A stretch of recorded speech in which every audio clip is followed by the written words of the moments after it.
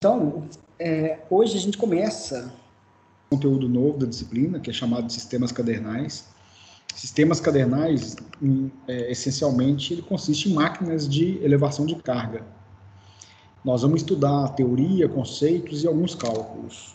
Eu só vou pedir um pouco de discernimento de vocês, na verdade, bastante discernimento, porque nós não vamos projetar nada. Nossa disciplina aqui não é uma disciplina de projetos de ponte rolante, por exemplo, apesar da gente calcular, estudar e entender vários parâmetros, como é que a gente calcula vários parâmetros da ponte rolante, nós não vamos projetar. Por que não? Porque existe uma norma específica para projetos de máquinas de elevação de cargas, né? Máquinas de elevação em geral. Ponte rolante o projeto de uma ponte rolante tem que seguir essa norma, o projeto de um guindaste, etc. Só essa norma é assunto aí para 120 horas, fácil. Nós não vamos projetar, mas nós vamos fazer vários cálculos e entender o funcionamento, né, da máquina e também entender como que a gente calcula vários parâmetros aí do equipamento, tá bom? Bom, então vamos começar, deixa eu projetar aqui. Gente, então, nós vamos falar de máquinas de elevação de carga. Antes da gente entrar no detalhe dos equipamentos, etc., eu gostaria da gente ter uma revisão, não é bem uma revisão, mas um conceito bem superficial de implementos, funcionamento, dispositivos, tudo isso relacionado a máquinas para elevação de cargas, tá? Então, veja bem, para eu escolher qual tipo ou modelo ou a capacidade da máquina de elevação de carga, aí quando eu falo máquina de elevação de carga, a gente pode entender como, por exemplo, guindaste, grua, ponte rolante, elevador, plataforma elevatória, tudo isso é máquina de elevação de carga. Então, para a gente especificar corretamente o equipamento, a gente precisa saber o peso, o volume e o centro de gravidade da carga. A gente precisa saber qual vai ser a altura de içamento, né? Quantos metros eu preciso de elevar aquela carga. Eu preciso saber condições do terreno, inclusive obstáculos, né, existentes no local, a forma de deslocamento do guindaste. Então, se eu precisar de fazer uma elevação de carga no meio marítimo, eu vou ter que, obviamente, usar algum tipo de embarcação que tem guindaste, tá? E eu preciso também, é muito importante a gente entender as condições climáticas. Fazer elevação de carga, você tem que saber qual que é a previsão do tempo, principalmente em relação a vento e chuva, né? Porque a carga de vento pode derrubar a carga e tombar o guindaste, por exemplo. Daqui a pouco eu vou passar um vídeo para vocês vão perceber isso. Bom, então, para a gente escolher o equipamento de elevação de carga, a gente tem que ficar atento a esses parâmetros, né? Os tipos de equipamento de elevação de carga, eles são classificados, então, em dois grandes grupos. Nós temos os equipamentos de pequeno porte e os equipamentos de grande porte. Os equipamentos de pequeno porte, né, o que se enquadra aqui nessa classificação? Nós temos os macacos hidráulicos, os macacos mecânicos, talhas elétricas, talhas pneumáticas, talhas manuais e etc. Tudo que é equipamento aqui que eu não consigo lembrar, o etc. aí engloba, né? E equipamento de grande porte seria os MUNCs, né, os caminhões MUNCs, que também é chamado de guindalto hidráulico, as pontes rolantes, os pórticos rolantes, as gruas, guindastes e etc. também. Bom, então vamos ver alguns exemplos aí de equipamentos de pequeno porte, por exemplo, né? Nós temos aí os macacos hidráulicos, tá? Um macaco hidráulico muito utilizado aí para elevação de carga na indústria, está em aqui dois modelos, né? Para a área de manutenção automobilística, né, que é o jacaré, é um macaco hidráulico, né, que é um exemplo de macaco hidráulico. A girafa também é um exemplo de máquina de elevação de carga. O macaco mecânico está aqui, ó, e o elevador de carros, que na oficina mecânica tem muito desse modelo aí, né? Tudo isso é considerado máquinas de elevação de carga, tá? E aqui só tem alguns exemplos. É lógico que existe aí uma gama maior do que essa aí de equipamentos. Então, quando a gente vem para aplicações industriais, a talha é um equipamento que é muito utilizado na área de manutenção. Então, quem está na indústria, atuando como mecânico, aí já teve várias oportunidades de trabalhar com talha, né? As talhas, elas são equipamentos portáteis, né? Elas podem ser manuais, elétricas, pneumáticas, né? E ela é muito utilizada em trabalhos de montagem e manutenção de máquinas, de equipamentos. Sempre que possível, usar a talha de corrente, devido à resistência da talha. Existe talha de cabo de aço, talha de corda, já vi talha de corda, mas a talha de corrente, ela tem uma resistência mecânica muito alta, tá bom? Importante que a talha ela seja equipada com freio. O objetivo do freio é controlar a velocidade de subida e descida da carga, principalmente descida, né? Para a carga não acelerar, a pessoa não tem que segurar na mão a descida da carga. Então, olha aqui, gente, exemplos de talha, né? Aqui tem uma talha manual, ó, com catraca, com freio, ajuste do freio aqui, que é utilizada para elevação de carga. Por exemplo, vou desmontar uma máquina, suponhamos que, muito comum, você vai tirar o motor elétrico de uma máquina e essa máquina ela está em cima de uma plataforma. A gente pode enganchar aqui, ó, a talha numa treliça ou numa viga do galpão, tá? Esse gancho que a gente vai chamar de moitão, ele vai ser acoplado no motor elétrico, ou então numa cinta, por exemplo, e eu vou usar essa alavanca para fazer a elevação de carga, né? Gente, toda máquina de elevação de carga, o que ela faz é o seguinte: você aplica uma força de entrada pequena e ela vai te dar uma força de saída alta. Olha, isso é importante, né? É um conceito que a gente pode levar para todo tipo de máquina de elevação de carga. Então, o objetivo é o seguinte, ó. Eu tenho aqui a minha máquina, tá? Essa máquina aqui, por exemplo, eu tenho um tambor aqui, ó, da ponte rolante, ou do guindaste, com cabo de aço. Aqui eu vou pendurar uma carga. E essa carga aqui, ela tem uma força-peso de, 10.000 newtons. Vou colocar aqui, ó, 10 kilonewtons. Só que eu vou aplicar uma força aqui na entrada da máquina de somente 1 kilonewton. E essa máquina vai me ajudar a erguer uma carga de 10 vezes mais a quantidade de força. Então, sim, nós estamos falando que eu estou tendo uma multiplicação de força. Mas todo mundo sabe que a carga, né, quando eu faço um esquema desse, a quantidade de energia na entrada é igual à quantidade de energia na saída. Alguém quer chamar aí?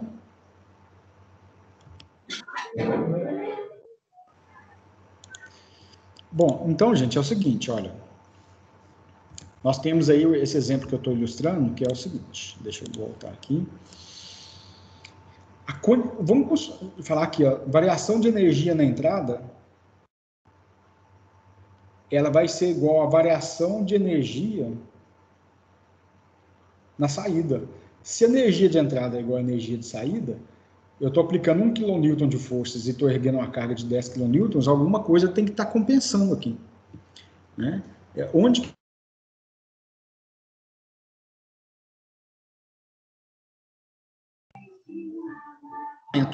em essência, deslocamento, quando eu falo que eu estou perdendo em deslocamento, eu estou perdendo em velocidade. Então, a ideia, eu posso acoplar um motor elétrico aqui, ó, na entrada, que esse motor elétrico, por exemplo, vai girar a 3.000 RPM. Ok? E esse tambor aqui, ó, ele vai girar a 40 RPM. Então, eu estou fazendo uma compensação na velocidade. Estou reduzindo a velocidade para ganhar força, porque, no fim das contas, a gente já estudou aí, ó, que potência é igual a força vezes velocidade. Ou seja, o torque é igual a potência sobre rotação vezes aquele fator de conversão lá para dar o torque em kgf, né, vezes milímetro. Mas se eu não entrar com esse fator de conversão, torque igual a potência sobre rotação.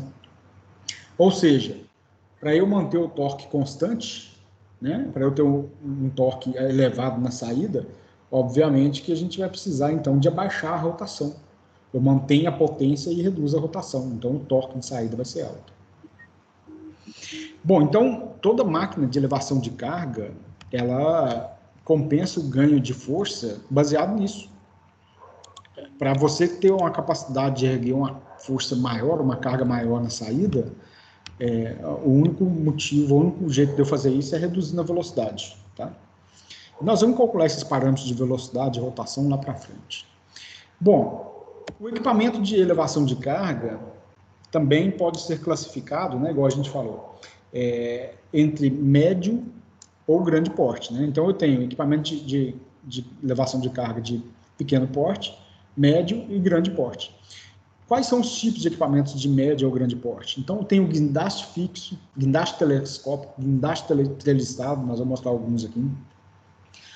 Gruas de torre telescópica, né? As gruas automontáveis, gruas sobre sapatas ou trilhos. A gente tem também pontes rolantes, pórticos rolantes, nós vamos ver a diferença de cada um dos dois daqui a pouco. E existem as monovias, né, que são talhas que ela tem um movimento de translação, tá? Nós daqui a pouco tem mais foto dela também. Bom, gente, ainda é possível, então, né, dentro dessa classificação, atribuir alguns valores. Por exemplo, os equipamentos leves, eles são aqueles que têm capacidade de içamento de até 20 toneladas. Os equipamentos médios, né, eles têm uma capacidade entre 20 e 100 toneladas. E os equipamentos pesados têm capacidade de içar acima de 100 toneladas. Né? E quanto ao tipo de deslocamento, que é também chamado tipo de rolamento, né, como que esse guindaste se desloca? Eu posso ter o guindaste que ele se desloca sobre rodas, sobre esteiras, que são as lagartas, ou sobre trilhos. Tá? E tem, bom, isso é como ele se desloca, como ele se movimenta. Agora, qual que é o meio de propulsão do guindaste? Né? O meio de propulsão pode ser o seguinte, ele pode ser autopropulsado. Por exemplo, o caminhão Munk, o guindaste hidráulico, ele é autopropulsado. A gente pode ter também o transportado, é aquele que vai em cima de um caminhão, do trem, do navio, tá? E tem os fixos, exemplos, né? A gente tem as gruas, que são máquinas de elevação de cargas fixas. Também podemos classificar os equipamentos quanto ao tipo de lança. Por exemplo, a lança fixa, a lança treliçada e a lança telescópica. Olha um exemplo. Esse aqui é um exemplo de guindaste com lança telescópica. Né? A lança é igual ao cilindro hidráulico telescópico que a gente viu. Ela vai abrindo os estágios, então a gente consegue ter um alcance maior. Viu? Importante observar aqui o seguinte, gente. Primeiro, todo mundo sabe aí que por uma questão de braço de alavanca, né, momento de força, se esse braço estiver completamente na horizontal, a probabilidade dele tombar o guindaste é extremamente alta. Então, a capacidade de carga que a gente pode colocar no guindaste, que ele pode içar, depende do ângulo da lança. Aí, quando próximo ali da cabine do operador, tem um gráfico, e esse gráfico ele vai mostrar para a gente qual que é o ângulo da lança, né, o tanto que a lança está aberta, quantos estágios que ela está aberta, qual que é o ângulo da lança e, consequência, qual que é a capacidade de carga que o guindaste pode levantar sem ter risco. Né? Então, todo guindaste ele tem esse gráfico. Tá? Além disso, para elevação de carga, né, quem trabalha com movimentação de carga, existe um planejamento muito detalhado que tem que ser feito antes de se movimentar, que é o chamado de plano de Higgs, que ele envolve vários aspectos técnicos do equipamento, do procedimento em si e do tipo de carga, para você diminuir os riscos, né, riscos de tombamento, de rompimento de cabo, de quebra de equipamento, etc. Então, toda movimentação de carga ela tem que ser muito bem planejada, né? Aí entra a função do plano de Higgs. Então, esse daí, gente, é um guindaste de lança telescópica, tá bom? O guindaste de lança treliçada é esse daqui, ó. Ele é um guindaste que é muito utilizado hoje em dia. Qual que é a vantagem dele? A vantagem é que a lança é muito mais leve.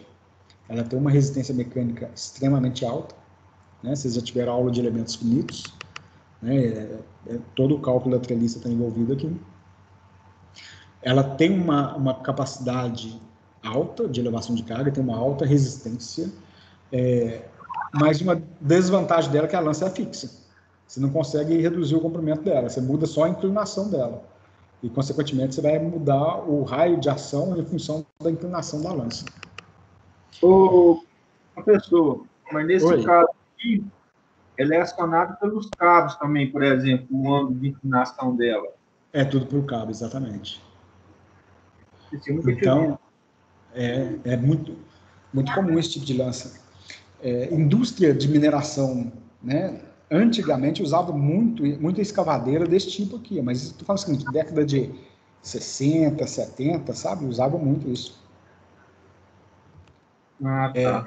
Hoje, o mais comum é a lança telescópica, mas ainda é muito utilizada a lança treliçada. Entendi. Ok?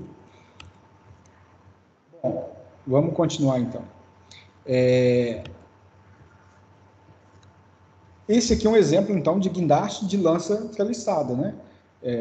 A desvantagem, assim, a lança se move, mas ela não recolhe. Eu consigo ajustar o alcance do guindaste, ele vai pegar uma carga perto ou uma carga distante, em função da inclinação da lança, tá bom? Mas existem guindastes de lança fixas, que são chamados também de gruas. Exemplo é esse modelo de guindaste que é muito utilizado na construção civil. A lança é fixa, ela não se movimenta, tá? A carga, ela é contrabalanceada por esse peso aqui, que é o contrapeso, na outra extremidade da lança.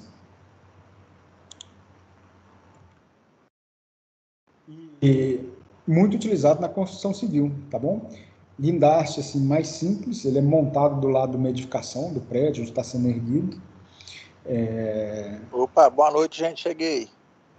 Marcos, Boa noite, beleza? Márcio. Tá bom? Tá, joia, tá. Aula normal, começou os slides, né? Isso aí. Não, bacana acompanhar aqui. Beleza. Seja bem-vindo de volta. Falou, obrigado. Carrei para sair de serviço hoje. Tá bom, faz parte. Bom, gente, então, aqui um exemplo de lança fixa treliçada, tá? Ó, tem um exemplo aqui que eu quero mostrar para vocês, que é do meu tempo de ferrovia. Esse é um guindaste de lança treliçada, tá? Ele é autopropulsado e movimentação sobre trilhos. E a lança é móvel. Esse guindaste é um guindaste esse é um guindaste antigo, né? A gente chama de guindaste Takraf, porque era o fabricante Takraf. Isso vem da época da rede ferroviária, dá para ver pela data da foto aqui, ó. Acho que é 7/12 de 2007, ou acho que é 12/7 de 2007, né? Nesse caso aqui foi a instalação de uma ponte nova, eu não lembro de qual ponte que é essa, mas dá para ver um procedimento que eles estão fazendo aqui, ó. Primeiro que dá para ver a ponte de aço pendurada aqui no moitão do guindaste, tá bom? Observa a quantidade de cabos que está passando no moitão. É o que o nosso foco é chegar aqui, ó. Calcular, por exemplo, a quantidade de cabos, a quantidade de polias, diâmetro do cabo. Nós vamos fazer esses cálculos. Então, o objetivo da quantidade de cabos é para reduzir a força que o guindaste vai fazer. Esse guindaste tem os estabilizadores horizontais. Dá para ver aqui, ó, a patolagem do guindaste aqui sobre uns dormentes. Esse processo que o camarada está fazendo aqui, muita gente acha que é gambiarra, mas é um processo muito utilizado em socorro ferroviário, que é chamado de fogueira. Eles vão empilhando os dormentes desse jeito, parecendo uma fogueira de São João, e isso aqui aguenta uma capacidade de carga muito grande. Então, eu já vi patolar esse guindaste, né, estabilizar o guindaste em cima de uma fogueira, por exemplo. Tá? Aqui ele está utilizando, provavelmente, para poder apoiar a ponte em cima. Então, esse é um guindaste. Esse guindaste é antigo, eu não sei de quando que ele foi fabricado, mas acho que, se não me engano, década de 70, né, quando foi adquirido pela rede ferroviária. Tá? Guindaste que resolveu muitos problemas. Né? Não sei se tem algum ferroviário assistindo a aula hoje, mas acidente ferroviário acontece direto. Vocês não ficam sabendo, quem não é da ferrovia, porque não tem vítimas. Né? Nossa ferrovia é para transporte de cargas, mas tem tombamento de vagão, tem descarrilhamento, tombamento de composição direto. Quando ocorre um acidente... Quem que é que está falando aí? É o Natan. Ô, Natan, você trabalha onde, Natan? Eu trabalho na VLI. Qual área lá? Eu sou de componentes. Componentes, né? Aí, Natan, então tá aí, ó. Se você lembrar de algum caso, quiser contribuir, fica à vontade, viu? Bom ter esse aí, ferroviário. Cara, principalmente agora, no final de ano, quando tem essas mudanças bruscas de temperatura, né, que o trilho dilata muito, ou o contrário, acontece muito descarregamento lá. E direto a Verdade. galera do socorro está movimentando. Período de chuva é muito ruim para via permanente, né? Porque enxurrada, chuva em excesso, tem deslocamento de terra, atrapalha muito a condição da via e gera muito descarrilamento e tombamento. Teve algum acidente grave aí esse ano, Natan?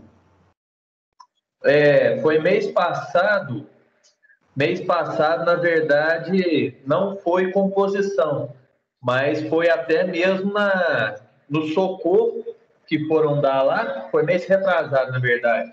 Eu não sei direito os detalhes, né, que eu sou lá de componentes, então, assim, a gente fica sabendo pelos informativos.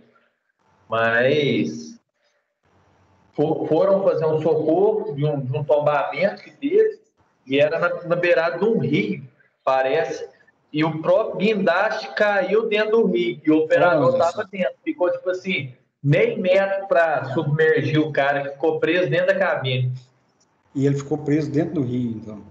Ele ficou preso dentro da cabine, né, faltando menos de 1 metro para submergir a cabeça dele, e teve que ficar mais 2 pessoas levantando ele, né, suspendendo ele, para que ele não passasse por debaixo da água.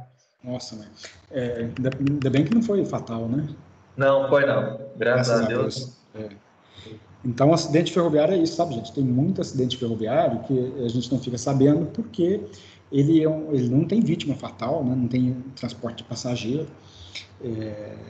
O máximo que acontece é perdas materiais. Às vezes, a gente tem uma fatalidade de perder um colega de trabalho. 2016, eu saí da ferrovia em 2017. 2016 foi o último acidente fatal que eu, né, me lembro, que do maquinista no interior da Bahia, que período de chuva, inclusive, teve um desbarrancamento, desceu uma pedra, a pedra bateu na locomotiva, a locomotiva tombou e pegou fogo, e ele morreu, né, na cabine lá do maquinista.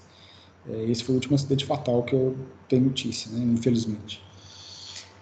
Bom, gente, então, quando ocorre um acidente, né, igual o Natan está falando, está ilustrando aí para nós, vai uma equipe de socorro ferroviário, e o principal objetivo da equipe de socorro ferroviário, uma vez que as vítimas foram socorridas, né, todo mundo foi atendido, né, o maquinista ou quem estava envolvido no acidente, o objetivo da equipe de socorro ferroviário é restabelecer a via.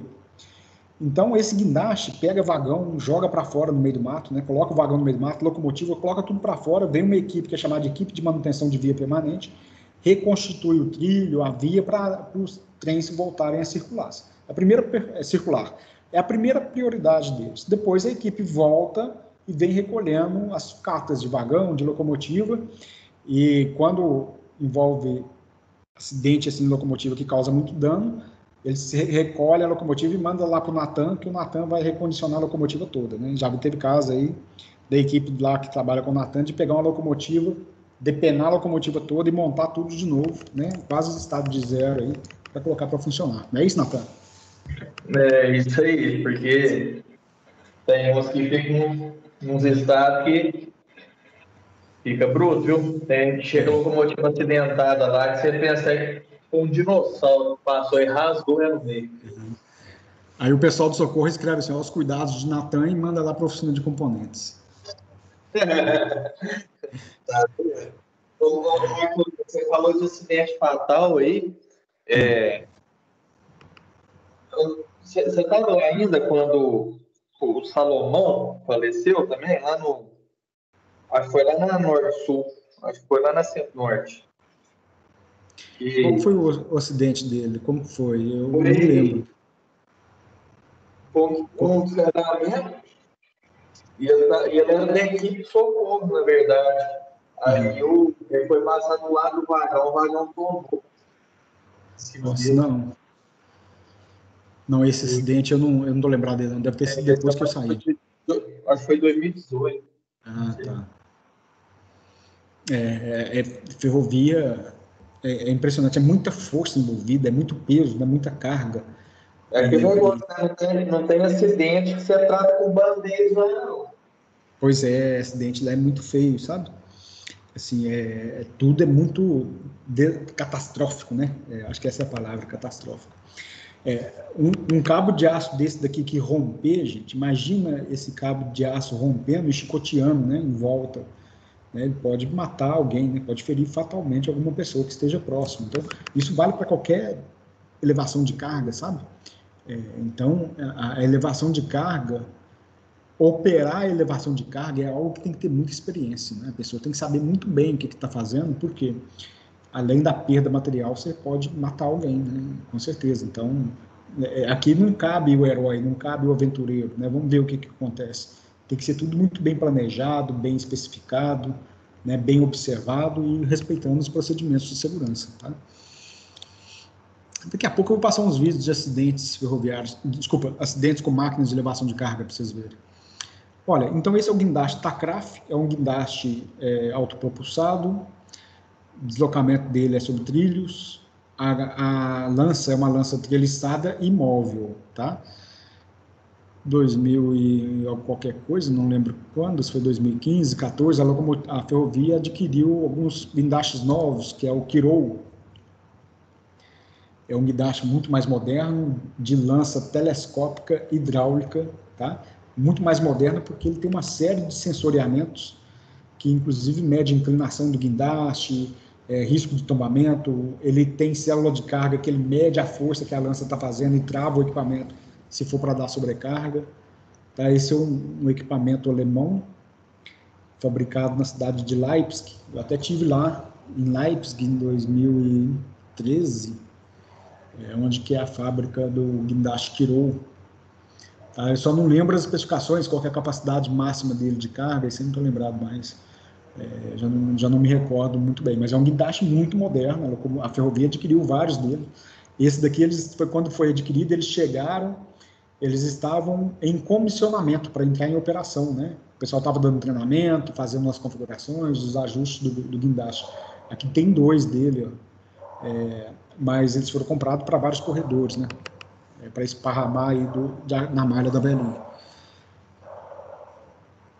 Bom, gente, vou fazer o seguinte, deixa eu ver se eu consigo passar uns vídeos aqui, que nós vamos passando os vídeos e vamos comentando.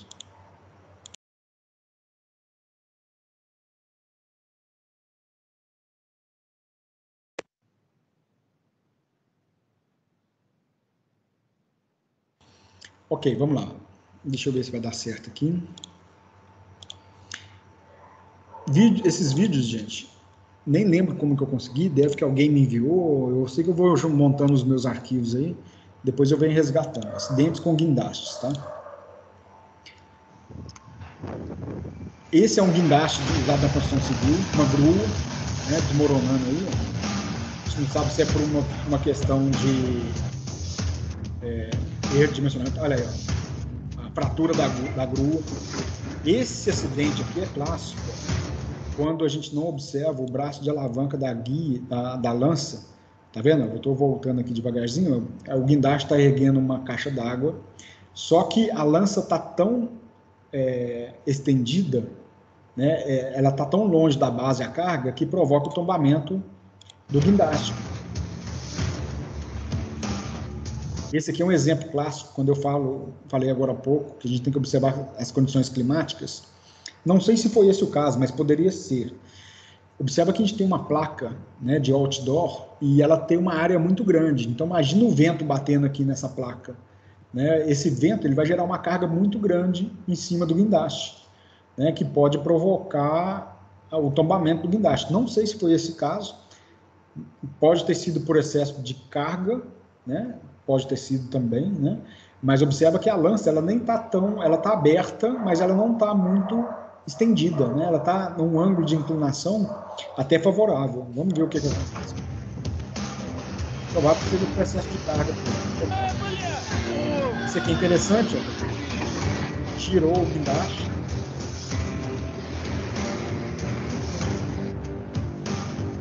Mais um outro exemplo aí também, provavelmente esse erro de sobrecarga. Aqui, esse caso é interessante. né? E esse guindaste aqui, ó, esticou demais a lança, a carga ficou muito longe da base do guindaste, consequentemente ele tombou para dentro do rio. Dá para ver que a lança toca.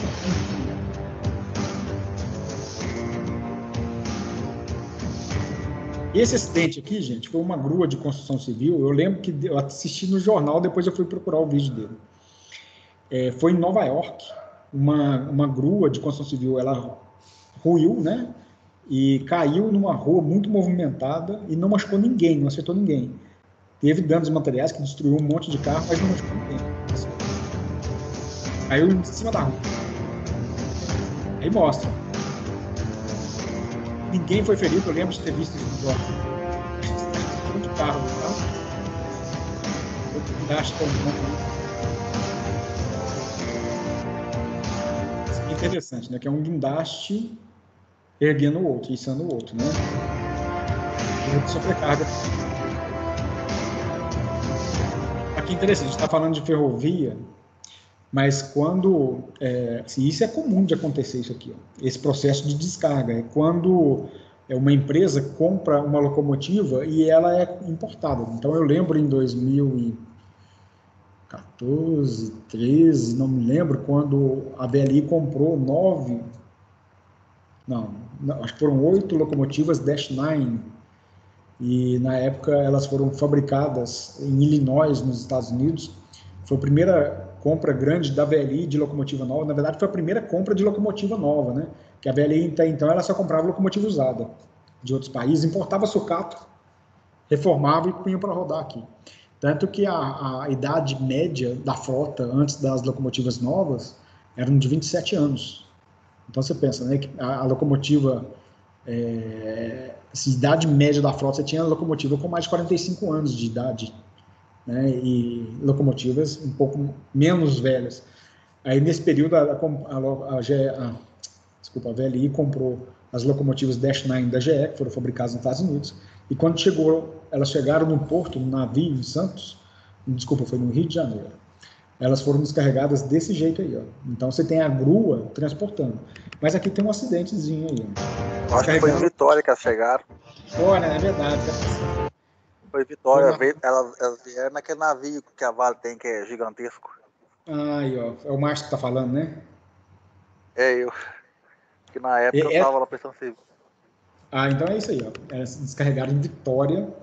E o procedimento é esse. Eu lembro porque teve um colega nosso que era da área de engenharia, que estava coordenando a importação dessas locomotivas. Ele foi lá, tirou foto, fez vídeo, mandou tudo pra gente. Mas essa locomotiva que caiu aqui já era. Virou sucata, né? Praticamente. Você, ali com certeza empenou a longarina da locomotiva. Dá para ver pela foto, assim, pelo vídeo. É PT mesmo, né? Que deu PT. É desmontar e aproveitar as peças para colocar em outra. Então, uma grua também transportando um avião. Aí,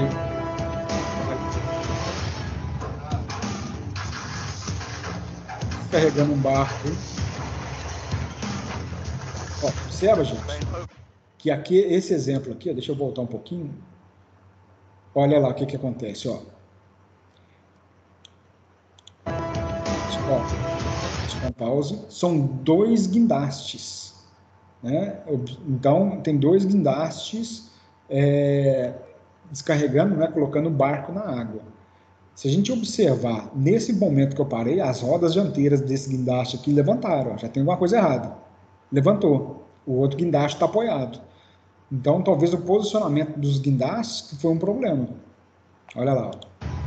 A pessoa tombar já. O operador já pulou fora. O cara já viu que tinha jeito de recuperar nada.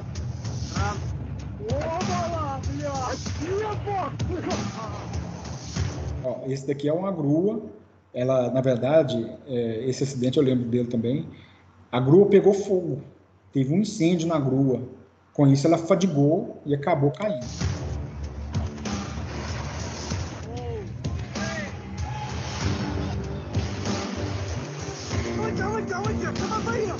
Aí, outra grua fadigando também. Construção civil.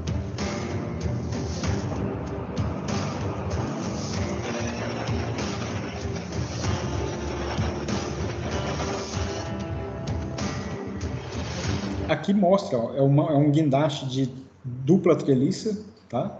Desculpa, dupla haste treliçada, tá aqui o sistema de contrapeso, mas aqui parece que foi um erro de dimensionamento de carga. Ele vai erguer a mesa da ponte, não aguenta o peso. Esse daqui parece ser de carga de vento, ó. Vamos soltar. A placa começa a tombar e leva o guindaste fora.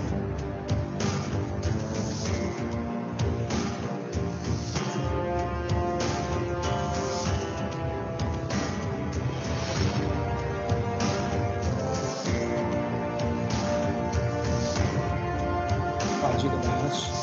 Eu lembro desse acidente também, deu no jornal, isso foi na Holanda, tá? Inclusive tem vídeos aí de outros anos de filmagem. Caiu em cima das casas. Aqui é o ângulo de inclinação da haste.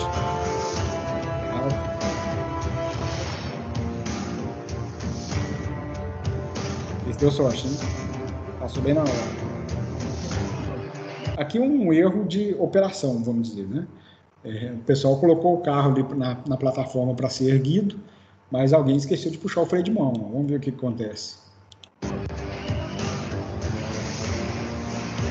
Prejuízo.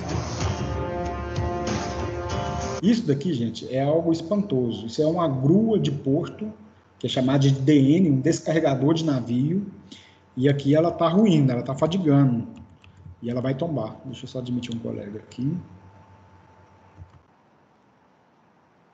Vamos soltar aqui, ó. Caiu a grua toda.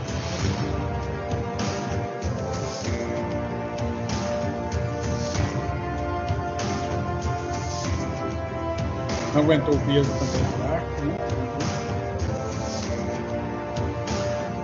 Isso é um iate, né? Que estava sendo descarregado, já é. Agora, gente, quando eu falo sobre segurança, vou contar de novo um caso da ferrovia para vocês. Teve um ano que a VLI ela começou a fazer benchmark em várias ferrovias, né, nos Estados Unidos. Os Estados Unidos eles são referência mundial em termos de ferrovia. E uma das coisas que os nossos engenheiros detectaram lá é que, primeiro, os trabalhadores da ferrovia americana, eles usam muito menos EPIs do que a gente. E o número de acidentes do trabalho deles, de lá, é 1/3 menor, é 1/3 do nosso. Então, veja bem, aqui na ferrovia, no Brasil, o cara usa capacete, protetor ocular, óculos de segurança, luva, perneira, avental, o cara parece um robô e ainda acidenta mais do que o trabalhador americano, né? A questão é que lá existe um pensamento disciplinado de respeito à cultura da segurança do trabalho. O brasileiro ele se arrisca muito, ele se expõe muito ao risco. Esse vídeo não é brasileiro, eu só estou aproveitando isso para dar uma mensagem para quem trabalha em indústria, né? Elevação de carga, o que esses 3 caboclos estão fazendo aí dentro dessa lancha e o guindaste colocando a lancha dentro d'água? Poderia ser um acidente fatal, né? Vamos ver o que acontece. Olha lá. No final ficou só o susto.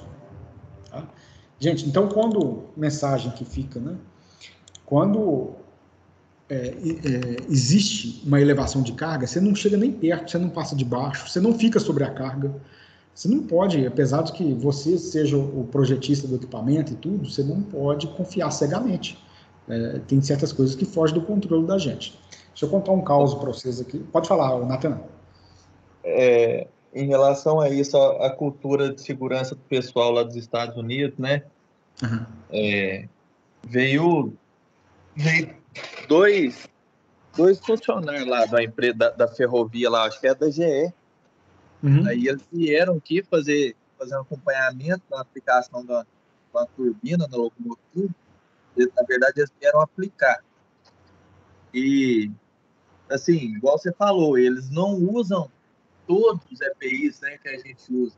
E, assim, pelas regras lá de dentro da ferrovia, eles estavam andando e tal, né, sem EPI, e toda hora chegavam perto deles, e tal, põe o óculos, o óculos protetor, o capacete, tal, toda hora alguém corrigindo, toda hora alguém chamando a atenção deles. Até que eles pegou e até apelou, falou assim, oi, a hora que tiver de colocar, eu vou colocar. Não precisa ficar me falando toda hora, não. É isso aí. Mas é procedimento interno e tal, por ter o bico, mas colocou. Mas, tipo assim, eles sabem que a hora que deve ser usado, eles vão usar. Mas a gente pensa que... O fato, Nathan, que eu acho que assim, todo mundo sabe quando a gente está cometendo um ato inseguro, né?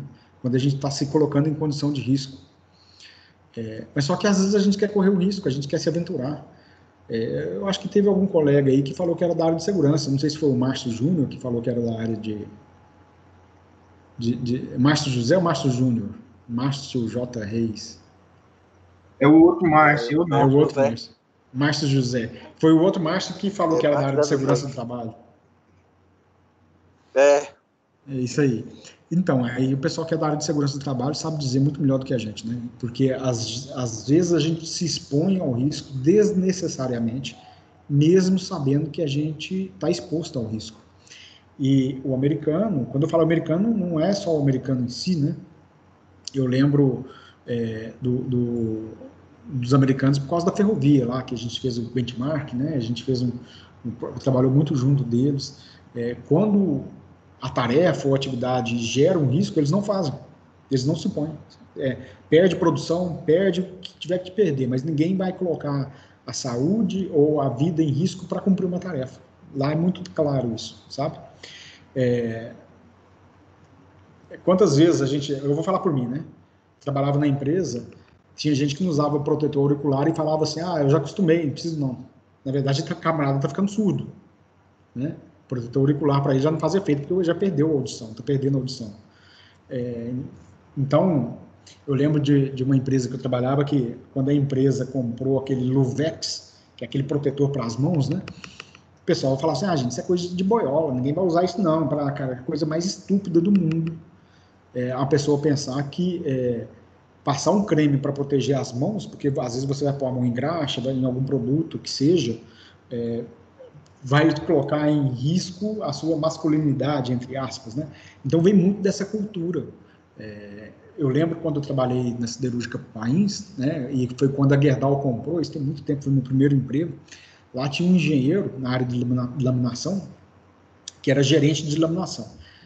Ele cercava a gente no meio do galpão e pedia para ver as mãos. Se você tivesse com as mãos limpas, ele falava que você não estava trabalhando. Então, um mecânico bom para ele era o mecânico que estava sempre com as mãos sujas e calejado.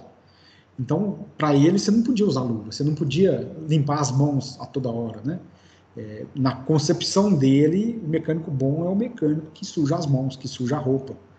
E esse conceito está caindo, obviamente, né? Eu trouxe esse assunto porque quando a gente fala de elevação de carga, aqui não tem meio termo, sabe? Ou a pessoa, ela é profissional ou não é profissional. Então, quem vai, por exemplo, trabalhar com ponte rolante, muitas empresas, elas dão treinamento de ponte rolante. Se não me engano, tem uma NR sobre transporte de cargas, né? Eu não lembro se tem uma norma regulamentada do Ministério do Trabalho e Emprego que fala justamente sobre, por exemplo, operação de ponte rolante. Quem vai operar ponte rolante tem que ser habilitado, tem que ser treinado para operar ponte rolante. Bom, tive a oportunidade, nessa época eu trabalhava em siderúrgica, né, de ver vários acidentes, né, oportunidade triste, obviamente, inclusive um deles fatal, envolvendo ponte rolante, né, perda de um colega de trabalho. Gente, eu quero mostrar um vídeo agora sobre uma grua de porto, que é um equipamento que é chamado de DN, descarregador de navio. Tem o DN e tem o CN, o carregador de navio e o descarregador de navio. Na época da BLI, que eu trabalhava lá, eu também dava assistência no Porto de Santos, no Tiplan. Então, cheguei até a entrar num DN. Na época da Vale também, eu saí da Vale em 2019, ano passado. Ia muito no Porto de Tubarão, e lá a gente trabalhava muito com as retomadoras de minério, retomadores de pátio, inclusive os carregadores de navio também. Aqui é um vídeo muito didático, eu gosto muito desse vídeo. Isso aqui é um operador de um porto aqui no Brasil, não sei qual que é. E ele grava os vídeos mostrando a descarga de navio, mostrando todo o equipamento. Então, vou dar um pause aqui. Olha só. Aqui a gente tem, primeiro, o equipamento do guindaste, né? existem 2 trilhos e você tem um carro, um troller, que corre sobre esses 2 trilhos. E tem um guindaste para tirar o container do navio e colocar no caminhão. Não é esse o vídeo do brasileiro, não é outro. Depois eu vou mostrar para vocês. Inclusive, ele vai narrando e explicando como que ele está fazendo a operação. Ó, esse daqui que está passando na nossa frente é o troller. Tá? Daqui ele tem um guincho, o guindaste, que vai lá embaixo buscar o container. Olha lá.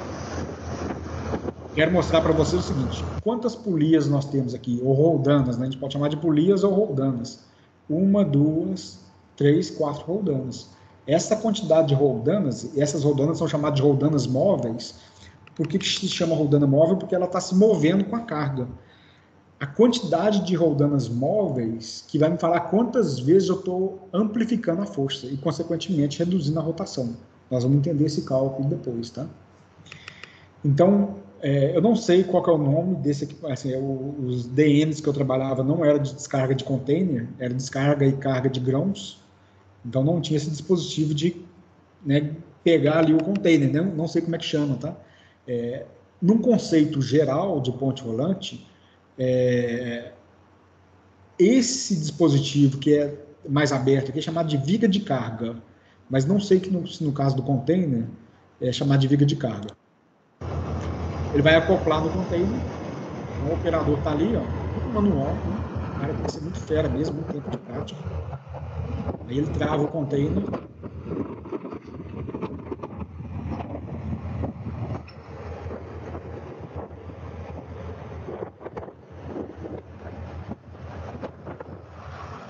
E vai colocar lá em cima do caminhão.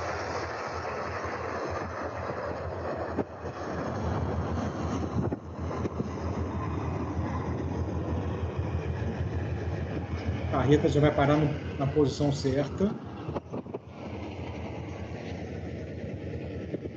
Vai colocar em cima.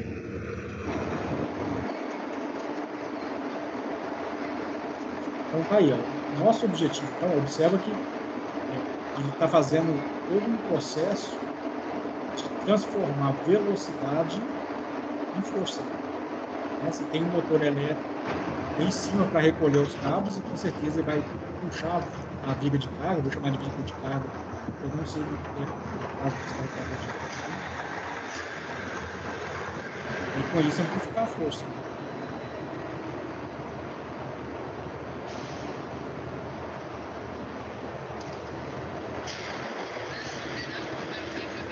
No caso do Altiplano Santos, a descarga que acontece lá é a descarga de amônia. Amônia sólida, é a mesma amônia que explodiu lá no Porto de Beirute, só que no Porto de Santos ela fica exposta no pátio, é armazenada em risco de explosão. E ele tem tipo uma pá, que essa pá se fecha em cima da amônia e ele vai puxando de volta. Aqui ele está colocando o container dentro do porão do navio.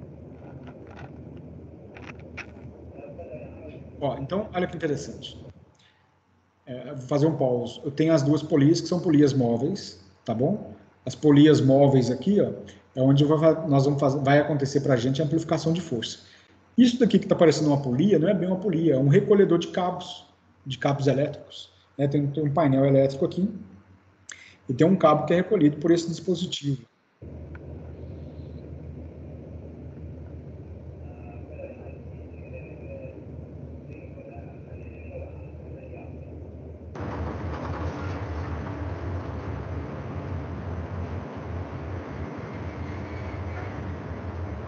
É isso aí. Ok. Então, eu gosto desse vídeo porque ele ilustra o que a gente vai estudar daqui para frente. Nós vamos estudar justamente isso. Eu quero dimensionar o motor elétrico, o diâmetro do tambor de recolhimento dos cabos, o diâmetro do cabo, o comprimento do cabo, o diâmetro das polias. Motor elétrico, nós vamos falar de potência, torque e rotação, que a gente tem que especificar também. O fator de redução do redutor mecânico, dentre vários outros aspectos aí que nós vamos calcular, tá bom? Bom, e o nosso foco, então, vai ser ponte rolante. E por que eu escolho a ponte rolante para fazer esses cálculos? Porque é o que é mais comum para nós todos aqui. Acho que muitos de vocês trabalham em empresas que têm algum tipo de ponte rolante. E o que a gente estuda para ponte rolante, você vai reaplicar isso para vários outros tipos de máquinas de elevação de carga. Gente, ponte rolante é muito utilizada em galpões, áreas de produção, de manutenção, onde que a gente precisa de levar carga, né? Carga pesada. Almoxarifado, né? Dependendo do tamanho do almoxarifado, algumas empresas chamam de armazéns, é necessário uma ponte rolante também, tá? A ponte rolante, ela pode estar apoiada sobre a estrutura do galpão, então o galpão ele tem que ser dimensionado para aguentar a ponte rolante, ou então ela pode também ter uma estrutura própria, aí é chamada de pórtico, né? Que às vezes o galpão não tem capacidade, por exemplo, primeiro construiu o galpão, aí depois, por uma questão de necessidade, vários anos depois, precisou de instalar uma ponte rolante dentro do galpão. Algumas empresas preferem, ao invés de fazer uma reforma no galpão para a estrutura dele aguentar o peso da ponte rolante mais da carga, eles constroem uma estrutura independente dentro do galpão para o pórtico operar ali dentro. Tem uma foto disso aqui. Não fica muito legal não, mas acontece. Então tá aqui, gente, ó, exemplos de ponte rolante. Trouxe 2 exemplos. Aqui eu tenho uma ponte rolante que está sendo utilizada. Tem um pórtico legal lá em Pedro Leopoldo, na fábrica de trilho da VLI.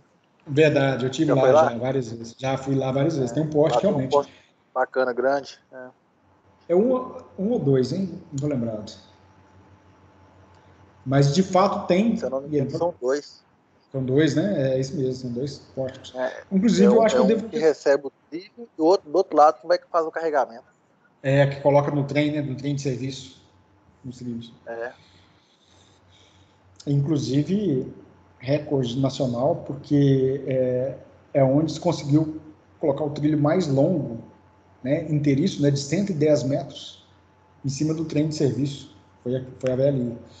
Bom, gente, aqui mostra um exemplo de uma ponte rolante.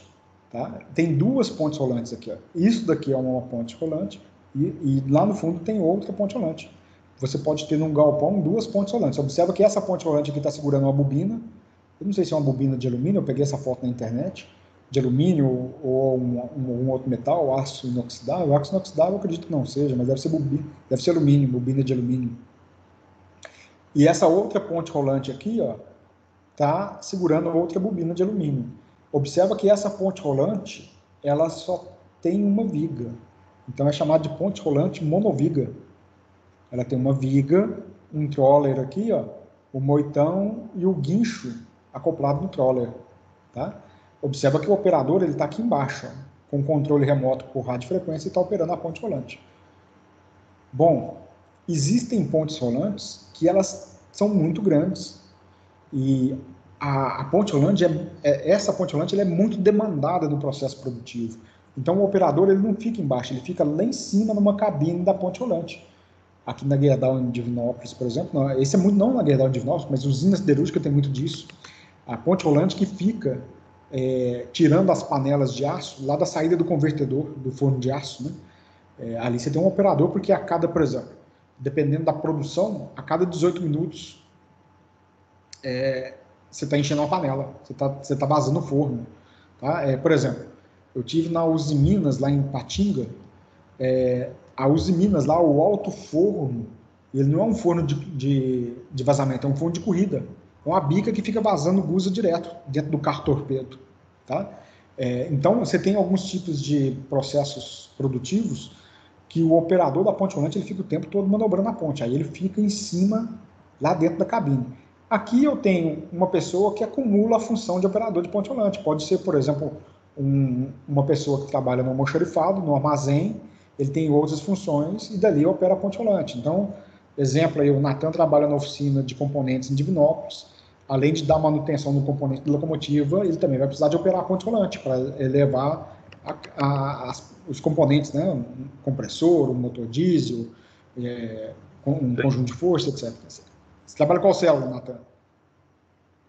Eu, na verdade, eu faço a implantação do TPS, né, Marco? Ah, entendi. Mas... Então, pode falar. Mas eu, quando eu trabalhava na execução, eu era da célula de injeção. Entendi. Agora você está só comandando, né? Só tentando mudar isso aí que você falou antes, que é a coisa mais difícil do mundo, que é a cultura da turma. Aqui, ó, eu vou te dar uma dica. Já que você falou que você está apanhando, pega um livro que chama Por que ou Como representa tudo no que fazemos, na vida e nos negócios. O autor chama Dov Seidman. Ele fala como mudar a cultura de uma empresa. Tá? O livro é fenomenal. Como é que é? Chama? O título do livro... Você manda lá no grupo? Mando, vou mandar o link lá daqui a pouquinho. Eu vou procurar e mando. Tá? Quem assume um papel de liderança direta ou indiretamente em alguma empresa precisa de ler esse livro para você saber como trabalhar com a cultura do coletivo da sua empresa. Como toda empresa tem uma cultura, mas como você transformar a cultura da empresa para você conseguir resultados extraordinários, que seja no aspecto de segurança, produção, negócio, etc. Daqui a pouco eu mando lá. Bom, gente, então... Arthur, oi. Eu fiquei sabendo que eles vão te chamar para trás aí agora, viu? Ah, vai não. Tô sabendo aí porque abriu umas vagas lá e você tá apto. Não, você tá doido, de jeito nenhum. Vai não. Rodrigão saiu. Eu estava na Vale, aí quando eu estava na Vale teve o acidente de Brumadinho, foi quando eu resolvi sair da Vale, cara. Perdeu o sentido para mim completamente. Na minha área foram 13 pessoas que faleceram naquele acidente. Então, depois do acidente, foi para lá o Spinelli, que era o presidente da VLI, foi para lá. Depois ele levou mais umas 2 ou 3 pessoas, né? O João Silva Júnior, que era o meu gerente geral de engenharia, inclusive aí da área de componentes também foi para a Vale, né? A Vale buscou um monte de gente de volta na VLI para poder, inclusive, mudar a cultura da Vale em relação à segurança, porque aquele acidente de Brumadinho, se as pessoas tivessem realmente com os valores enraizados, principalmente no respeito à vida, ele não tinha acontecido. Né? O pessoal sabia que ia acontecer o acidente. Tá saindo o Rodrigão e o Lourenço. Lourenço é diretor financeiro, né? Não falaram não falaram que vão para nenhum lugar ainda não, né? O Rodrigão tá como diretor da área de planejamento e o Lourenço de portos terminais. Deve estar indo lá para a Vale também, com certeza. Ah, deve estar indo, porque era carninho com espinheiro. Exatamente. Aqui, vamos lá, para a gente fechar. Nathan, obrigado pela atualização aí, viu? Isso daqui é pórtico, gente, ó. Peguei a foto na internet, não sei de onde é, tá bom? Depois o Márcio sugeriu, eu vou ver se eu consigo pegar, se eu resgato as fotos lá do estaleiro de soldas da VLI lá em Pedro Leopoldo. Mas aqui um exemplo, ó. O pórtico é uma ponte rolante que, por exemplo, ela está rodando sobre trilhos no pátio, não tem galpão. Ela é apoiada na própria estrutura. Então, aqui está um exemplo de a viga is de concreto, né, de uma fábrica de concreto pré-moldado, eu imagino, e o pórtico vai ser utilizado para poder erguer as vigas. Por que são 2 pórticos? Porque um pega na extremidade da viga e o outro pega na outra extremidade. Dá para observar aqui que esse pórtico ele tem uma capacidade de içamento de 80 toneladas. Tá? A norma brasileira que fala sobre projetos de máquinas de elevação de carga, ela fala que o fator de segurança tem que ser no mínimo 6 para elevação de cargas e 8 para pessoas. Então, esse pórtico ele é projetado para 240 toneladas, mas o limite dele, por segurança, é 80 toneladas, tá bom? E aqui tem uma foto que eu falei com vocês, de um pórtico que foi instalado dentro de um galpão, porque, obviamente, o galpão foi construído antes e ele não tinha estrutura para aguentar o peso do pórtico mais o peso da carga, que são vigas de aço aqui, ó. Aqui dá para ver, acho que são vigas caixão, né? Exatamente, viga caixão, feitas de aço, e precisa do pórtico para levar a viga, para içar a viga. Então, se ele tivesse apoiado no galpão, o galpão não aguentaria. Aí se coloca o pórtico dentro de um galpão. Eu fico com medo de um pórtico dentro de um galpão por uma questão de segurança, né? Alguém está movimentando um pórtico e pode ter alguém entre o pórtico e a parede ali e acabar se machucando. Aqui, num pátio aberto, você tem mais espaço para fugir do pórtico, né? Ali no galpão fechado não tem. Mas isso é só minha percepção, viu, gente? É um meu. Né? Eu ficaria muito receoso de trabalhar num galpão com um pórtico lá dentro. Tá? No pátio, assim, é perigoso, mas eu acho que você tem lugar para correr, né? Se precisar de correr, assim, né? Precisar de sair do rumo do pórtico. fica complicado. Mas é só minha percepção, né? Não existe nenhuma regra, nenhum procedimento em relação a isso, não. Ok, gente? Aqui, vamos fazer um intervalo agora, porque aí no próximo slide já vou começar na parte mais técnica, da gente aprofundar mais na ponte rolante. A gente deixa isso para depois do intervalo, para não ter que picar o assunto. Fechado? A gente... Ok, pessoal, vamos lá então.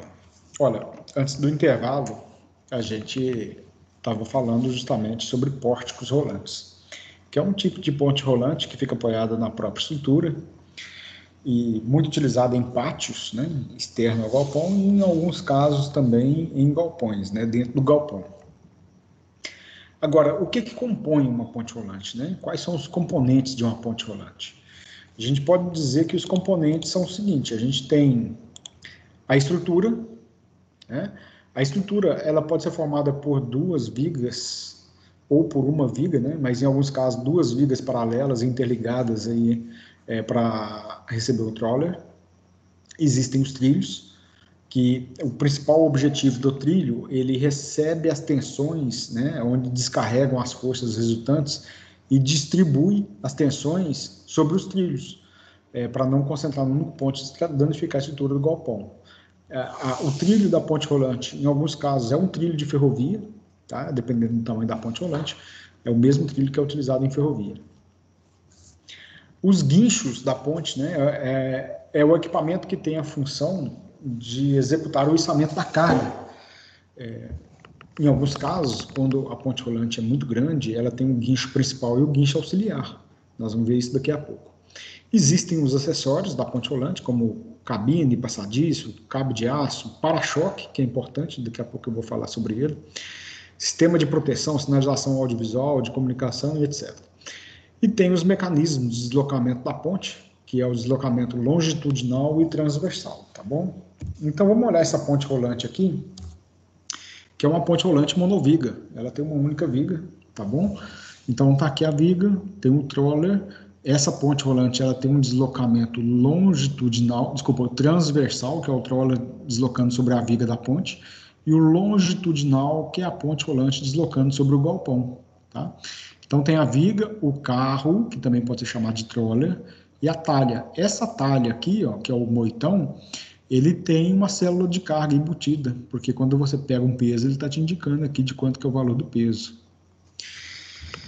Uma ponte rolante de dupla viga, né, tá aqui, é um exemplo, eu peguei isso no site desse fabricante de ponte rolante, e aqui a gente tem o seguinte, olha, aqui tem o carro, o trole, tá? E no trole fica o guincho e os componentes do guincho, né? Então eu tenho aqui o guincho, o moitão, o cabo de aço. Nesse caso aqui, a ponte rolante tem um comando local, ou seja, tem um pendente aqui, um cabo elétrico e tem um sistema de botoeiras aqui embaixo para a operação da ponte. Pode ser por radiofrequência também.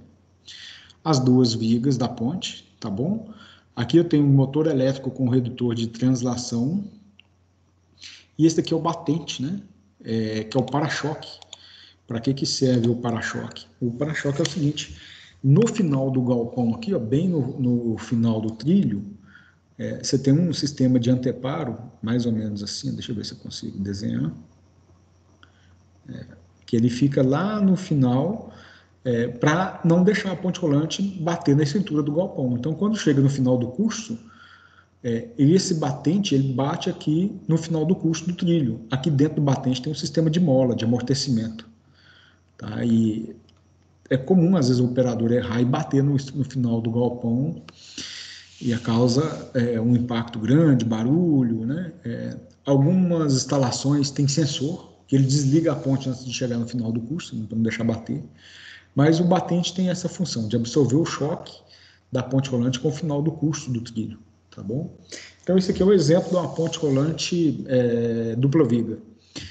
A ponte monoviga, igual eu já falei com vocês, está aqui um exemplo. Tá? Observa que tem um detalhe importante, que é o seguinte, acho que eu posso aproveitar esse desenho aqui para poder falar. Observa que existe um motor elétrico com um redutor de cá, e existe um outro motor elétrico com um redutor daqui. Ó. Então, essa ponte rolante tem dois motores elétricos de movimento longitudinal. Tá? Porém, voltando aqui no slide anterior, ó, a gente pode observar que também existe na ponte dupla viga, tem um motor elétrico de cá e outro de cá. Mas algumas pontes rolantes mais antigas, era muito comum, acho que eu comentei isso na aula, uma certa oportunidade. Por exemplo, nessa ponte rolante aqui você tem ainda tipo uma passarela aqui, deixa eu ver se eu consigo desenhar assim. E ela vem desse jeito. Bom, o que acontece é o seguinte, as rodas da ponte rolante aqui, elas são conectadas num eixo que vai atravessar aqui de fora a fora. Aqui você tem um redutor e um eixo acoplado na outra roda do lado de cá.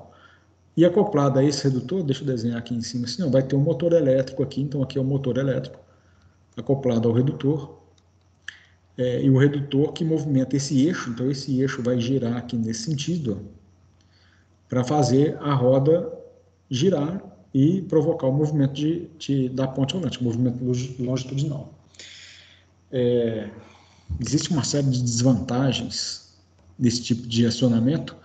Primeiro que o alinhamento desse eixo, o desperdício de energia é muito grande. Então, isso foi substituído, principalmente quando vieram aí os inversores de frequência, para controlar a velocidade dos dois motores elétricos ao mesmo tempo, né, de forma sincronizada. Tá bom? E nós vamos falar disso mais para frente. Ok, então ponte rolante dupla viga, ponte rolante monoviga. Quando a gente vai olhar o carro, o trolley, o carro ele é composto pelos seguintes componentes, né? Ele tem o motor elétrico que está aqui atrás, vamos começar o que está na frente primeiro. Observa que aqui a gente tem duas roldanas, tá? Então tem essas duas roldanas, depois nós vamos entender o objetivo dela. Essa ponte rolante tem uma capacidade de 20 toneladas. Aqui eu tenho os dois batentes, que vão no carro transversal. Observa que no carro existe batente e na estrutura da ponte também tem batente. O motor elétrico está aqui atrás do tambor. O motor elétrico é acoplado no redutor e o redutor que faz o acionamento do tambor. O cabo de aço ele é enrolado aqui, no tambor. Então ele vai lá embaixo no moitão, volta aqui, nessa... O desenho não está ficando legal, não. Ele volta nessa polia, volta lá no moitão, tá? Vai passar nessa polia aqui e vai acoplar no tambor. Então aqui eu tenho duas polias, tá? Uma viga de carga aqui, e o moitão aqui embaixo, assim, o guincho, né? Para provocar a redução de forças aí. Bom, então tá aí, né? O carro ele tem um motor elétrico de acionamento no tambor, o redutor, tem um freio também, aqui nessa foto não está mostrando, eu até esqueci de colocar, aqui dá para ver uma partezinha do freio aqui, O freio fica no eixo, no acoplamento traseiro do motor elétrico, tá? O tambor, roldanas, nesse desenho aqui, é um desenho antigo, que eu tirei uma foto de um livro, né? Eu escaneei o livro, aqui mostra o tambor, o motor elétrico, tá? O acoplamento mecânico, um acoplamento flexível, o freio auxiliar, daqui a pouco eu vou falar dele, outro acoplamento, o redutor está todo aqui, conjunto de engrenagens, e aqui o tambor, onde vai ser enrolado o cabo de aço. Esse é um tambor duplo, né? O cabo de aço ele é enrolado para cá nesse sentido e para cá nesse sentido aqui. Depois nós vamos falar disso. E o freio que está acoplado, igual eu falei, bem acoplado aqui na parte traseira do mancal do motor elétrico. Esse daqui é o freio principal. Acabou a energia elétrica, você tem um sistema de mola que trava o motor, né, para não deixar a carga descer aqui. Tá? Então, o freio, para você ligar o motor, você tem que energizar a bobina, o eletroímã do freio, ele abre, aí o motor elétrico gira. Acabou a energia elétrica, você desligou o motor, o freio trava. Esse freio é chamado de freio auxiliar, é um freio eletromagnético. Né? Locomotiva tem um freio que parece muito com isso, que é o freio auxiliar. O motor de tração funciona como um freio auxiliar. O objetivo se aplica uma tensão elétrica nesse freio, é tipo um motor elétrico, né? Ele cria um campo magnético que vai travando o eixo, né? Isso é muito utilizado em pontes rolantes de alta capacidade, para ir controlando a velocidade da carga, para não deixar a carga acelerar quando estiver descendo a carga, por exemplo, tá bom? Não são todas as pontes rolantes que têm isso, não. Bom, então nós falamos da estrutura da ponte rolante, né? Dupla viga, monoviga. A gente falou sobre o carro, os componentes do carro, os componentes do movimento longitudinal da ponte, os componentes do movimento de translação da ponte, que é o carro, tá bom? Guincho, tambor, etc. A gente tem que entender também o guincho que vai lá na ponta, que é o moitão. Então, o que é moitão? Moitão é o guincho, né? É onde que a gente vai pendurar aqui a carga. Então, tem uma carga aqui, ela vai ser pendurada aqui nesse guincho aqui, nesse gancho. Então, isso aqui é chamado de moitão, tá? A gente pode ter um moitão curto, né? O próprio nome sugere. Você tem o guincho bem na viga de transversal aqui do moitão, tá bem próximo. Existe um moitão longo, deixa eu colocar aqui, ó. O moitão longo é esse daqui, tá? Então, observa que as polias estão bem acima do eixo do guincho. Aqui as polias estão alinhadas com o eixo do guincho. Tá? Então, moitão longo e moitão curto. O cabo de aço vem aqui, ó, né? Aqui, aqui e aqui. Existe o moitão com giro motorizado. O que é isso? Olha, tem uma carga que está acoplada aqui assim, ó, por exemplo. A ponte rolante elevou a carga. Em determinado momento, você precisa de girar a carga 90 graus, por exemplo. Ela vai ficar nesse sentido aqui assim, ó, para você fazer a armazenagem, a estocagem da carga. Então, você precisa de girar 90 graus a carga. Aí você tem um motor elétrico, o operador aciona o motor elétrico e o moitão gira, o guincho gira 90 graus. Gira, na verdade, na quantidade que você quiser. Se quiser girar 180 graus, ele gira até 360 graus, ele gira também. Então, você coloca a carga na posição que você quer, tá bom? Esse é um tipo de moitão, é onde, então, vai ser pendurada a carga, tá? Existe esse tipo de moitão, que na verdade ele não se chama moitão, que é chamado de viga de carga, que é muito utilizado para alguns transportes de cargas especiais. Por exemplo, quando a gente vai na siderúrgica, né, tanto no alto forno quanto na cearia, você tem a panela de gusa ou a panela de aço, tá difícil desenhar aqui, mas vou fazer o meu melhor. Né? O fato é que, deixa eu corrigir isso aqui. Então, você tem uma panela e essa panela está cheia de aço líquido, né? Por exemplo. Tá? Acabou de vazar o convertedor, né? Aqui na Gerdau chama de EOF, está cheio de aço líquido aqui dentro. E a ponte rolante precisa pegar. Para a ponte rolante conseguir pegar aqui, ó, a panela tem duas orelhas, eu não lembro o nome técnico certo. Desse jeito aqui assim, ó, de cá e de cá. Ó. Tá? Então, esses dois guinchos aqui, ó, eles são encaixados aqui e aqui, ó. E a viga de carga está aqui. E os cabos da ponte rolante que vai erguer a panela. Então, esse tipo de viga de carga é muito utilizada em siderurgias, metalurgias, né? Onde você tem, por exemplo, saída de alto forno, onde você tem que transportar panela de gusa, ou na saída da cearia, do convertedor, onde que vai ser transportada a panela de aço líquido. Tá? É muito comum também essa viga de carga com giro motorizado. Aí eu vou falar de novo do exemplo de siderurgia. Né? Se pega o aço líquido, depois que o gusa virou aço, né, através do processo de oxirredução, pega o gusa, injeta oxigênio, né, o oxigênio vai reagir com o carbono, gera CO2, acho que é CO, reduz o percentual de carbono do gusa, se acrescenta aí mais alguns fundentes, aí produziu o aço, né, 1020, 1045, etc. Aí o aço está na panela, vai no lingotamento, que é despejado sobre uma forma, e produz o lingote de aço.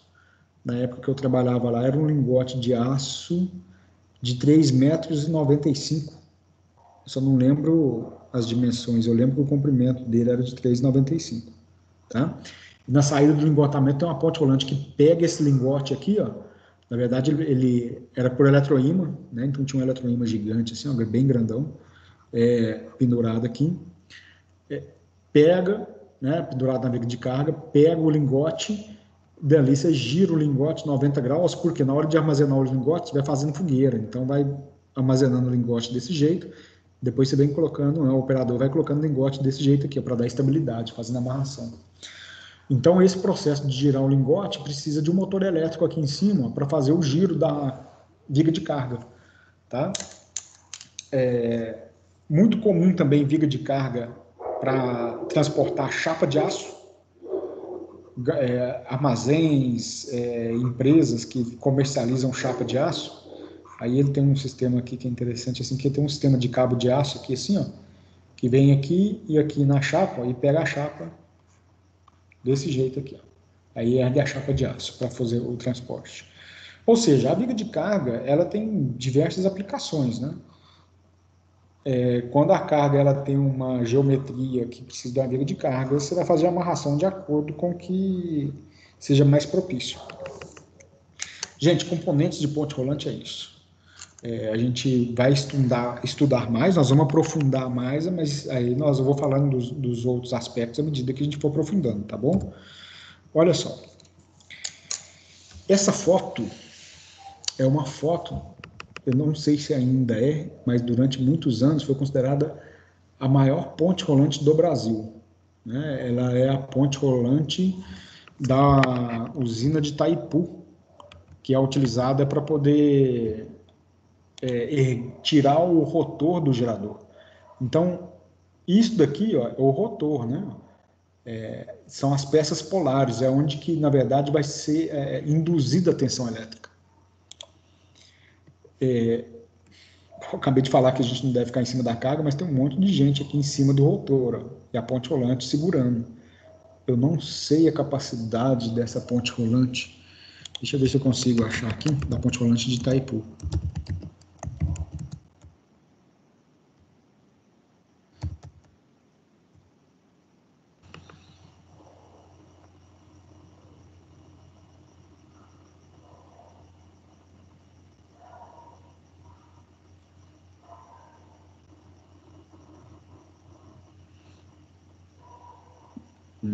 Deixa eu ver se eu consigo achar um videozinho aqui. Ó. Direto no YouTube. Foi o primeiro que eu achei. Aqui mostra a ponte rolante manipulando o rotor do gerador. Observa que a medida, não sei se vocês estão conseguindo ouvir o áudio, mas a ponte rolante, quando ela se movimenta, ela tem um aviso sonoro, indicando que tem carga em suspensão e em movimento. É um rotor gigante, né? Se não me engano, o diâmetro do rotor é de 9 metros. O diâmetro desse rotor. Quero ver se a gente consegue pegar ali uma parte que dá para pegar indicativo de capacidade da ponte.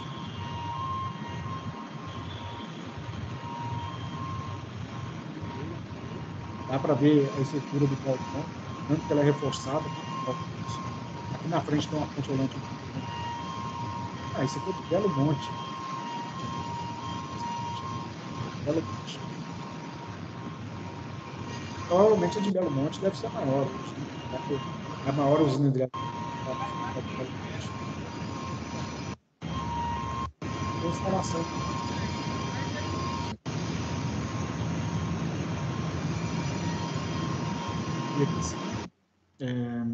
Aqui tem esse vídeo, parece que é da turbina. Aqui é dentro da usina de Itaipu.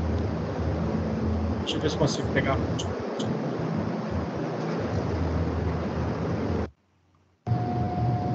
É ruim a gente ficar pesquisando o vídeo. Ó, bacana, tá? Em cima da ponte rolante. Eu percebi. Exatamente. A parada está em cima da ponte rolante para executar a manutenção. Aqui mostra o carro da ponte rolante. Mas olha os diâmetros das rodas, os cabos de aço.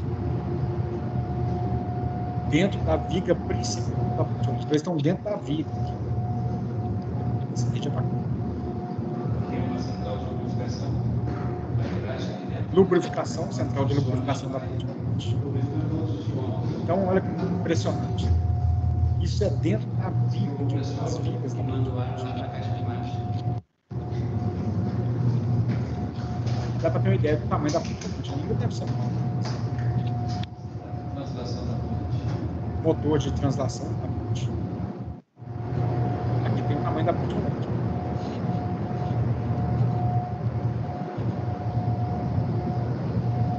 O pessoal está deslocando em cima dos trilhos. Observa que são 2 trilhos, então tem 2 rodas a ponte rolante. eu estou imaginando que as pessoas que estão entrando aqui estão com os cintos de segurança, linha de vida e trava-queda, né? Nessa altura, não sei.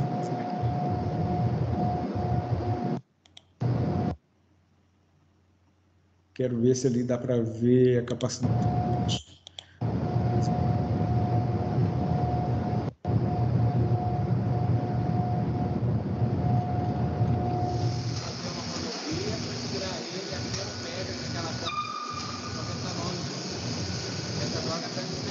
Aqui já é outro aspecto, mas tá bom, já queria ilustrar, já está ilustrado. É uma ponte rolante muito grande no Brasil, né?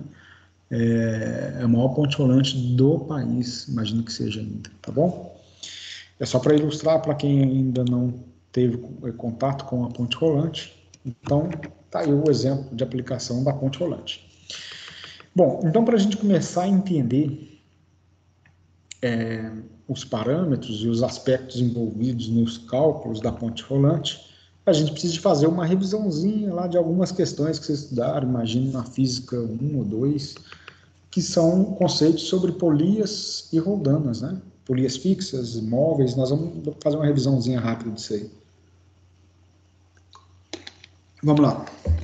Bom, gente, esse sistema de polias e roldanas é muito utilizado como amplificador de força, né?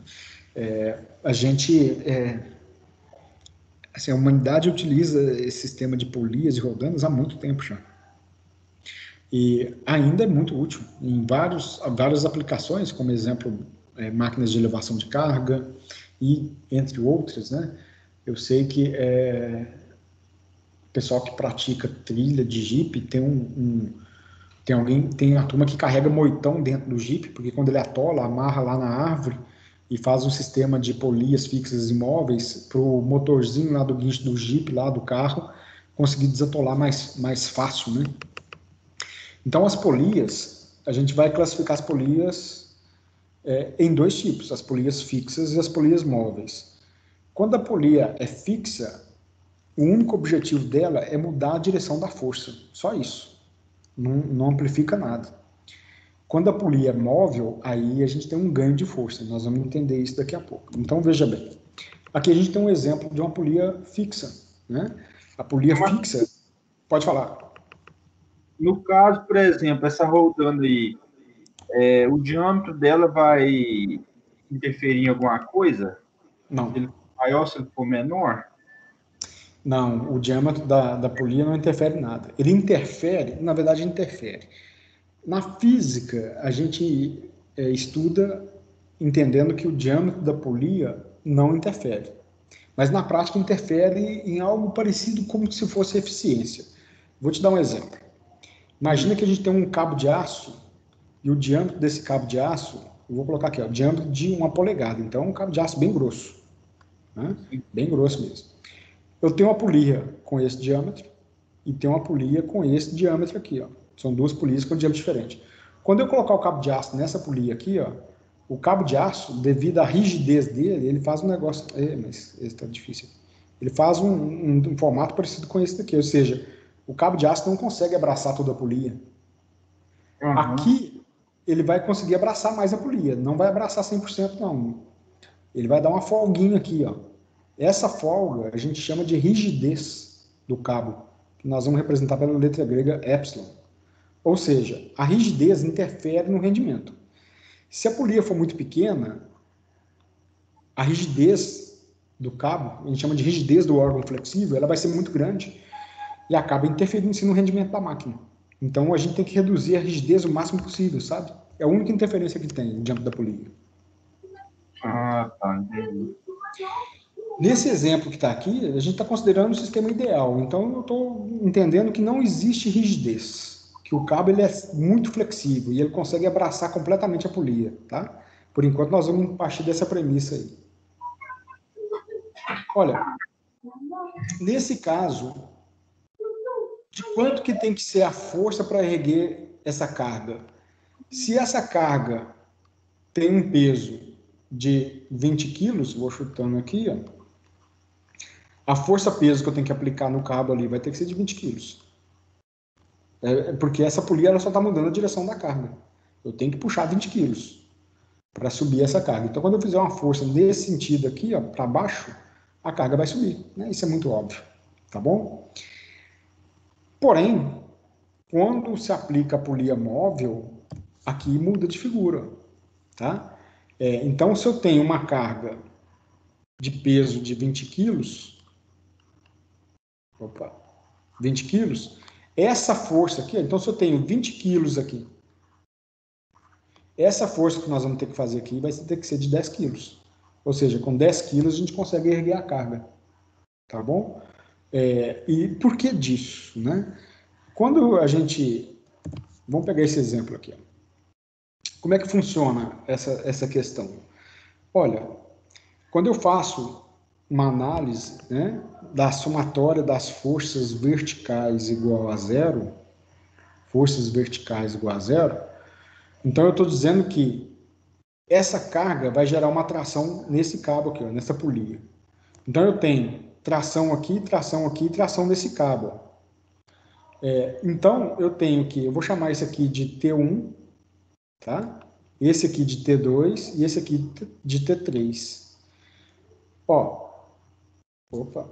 O T1 está apontando para baixo, e eu vou considerar tudo que aponta para baixo é positivo. Então, eu vou dizer que T1 menos T2 menos T3 é igual a zero.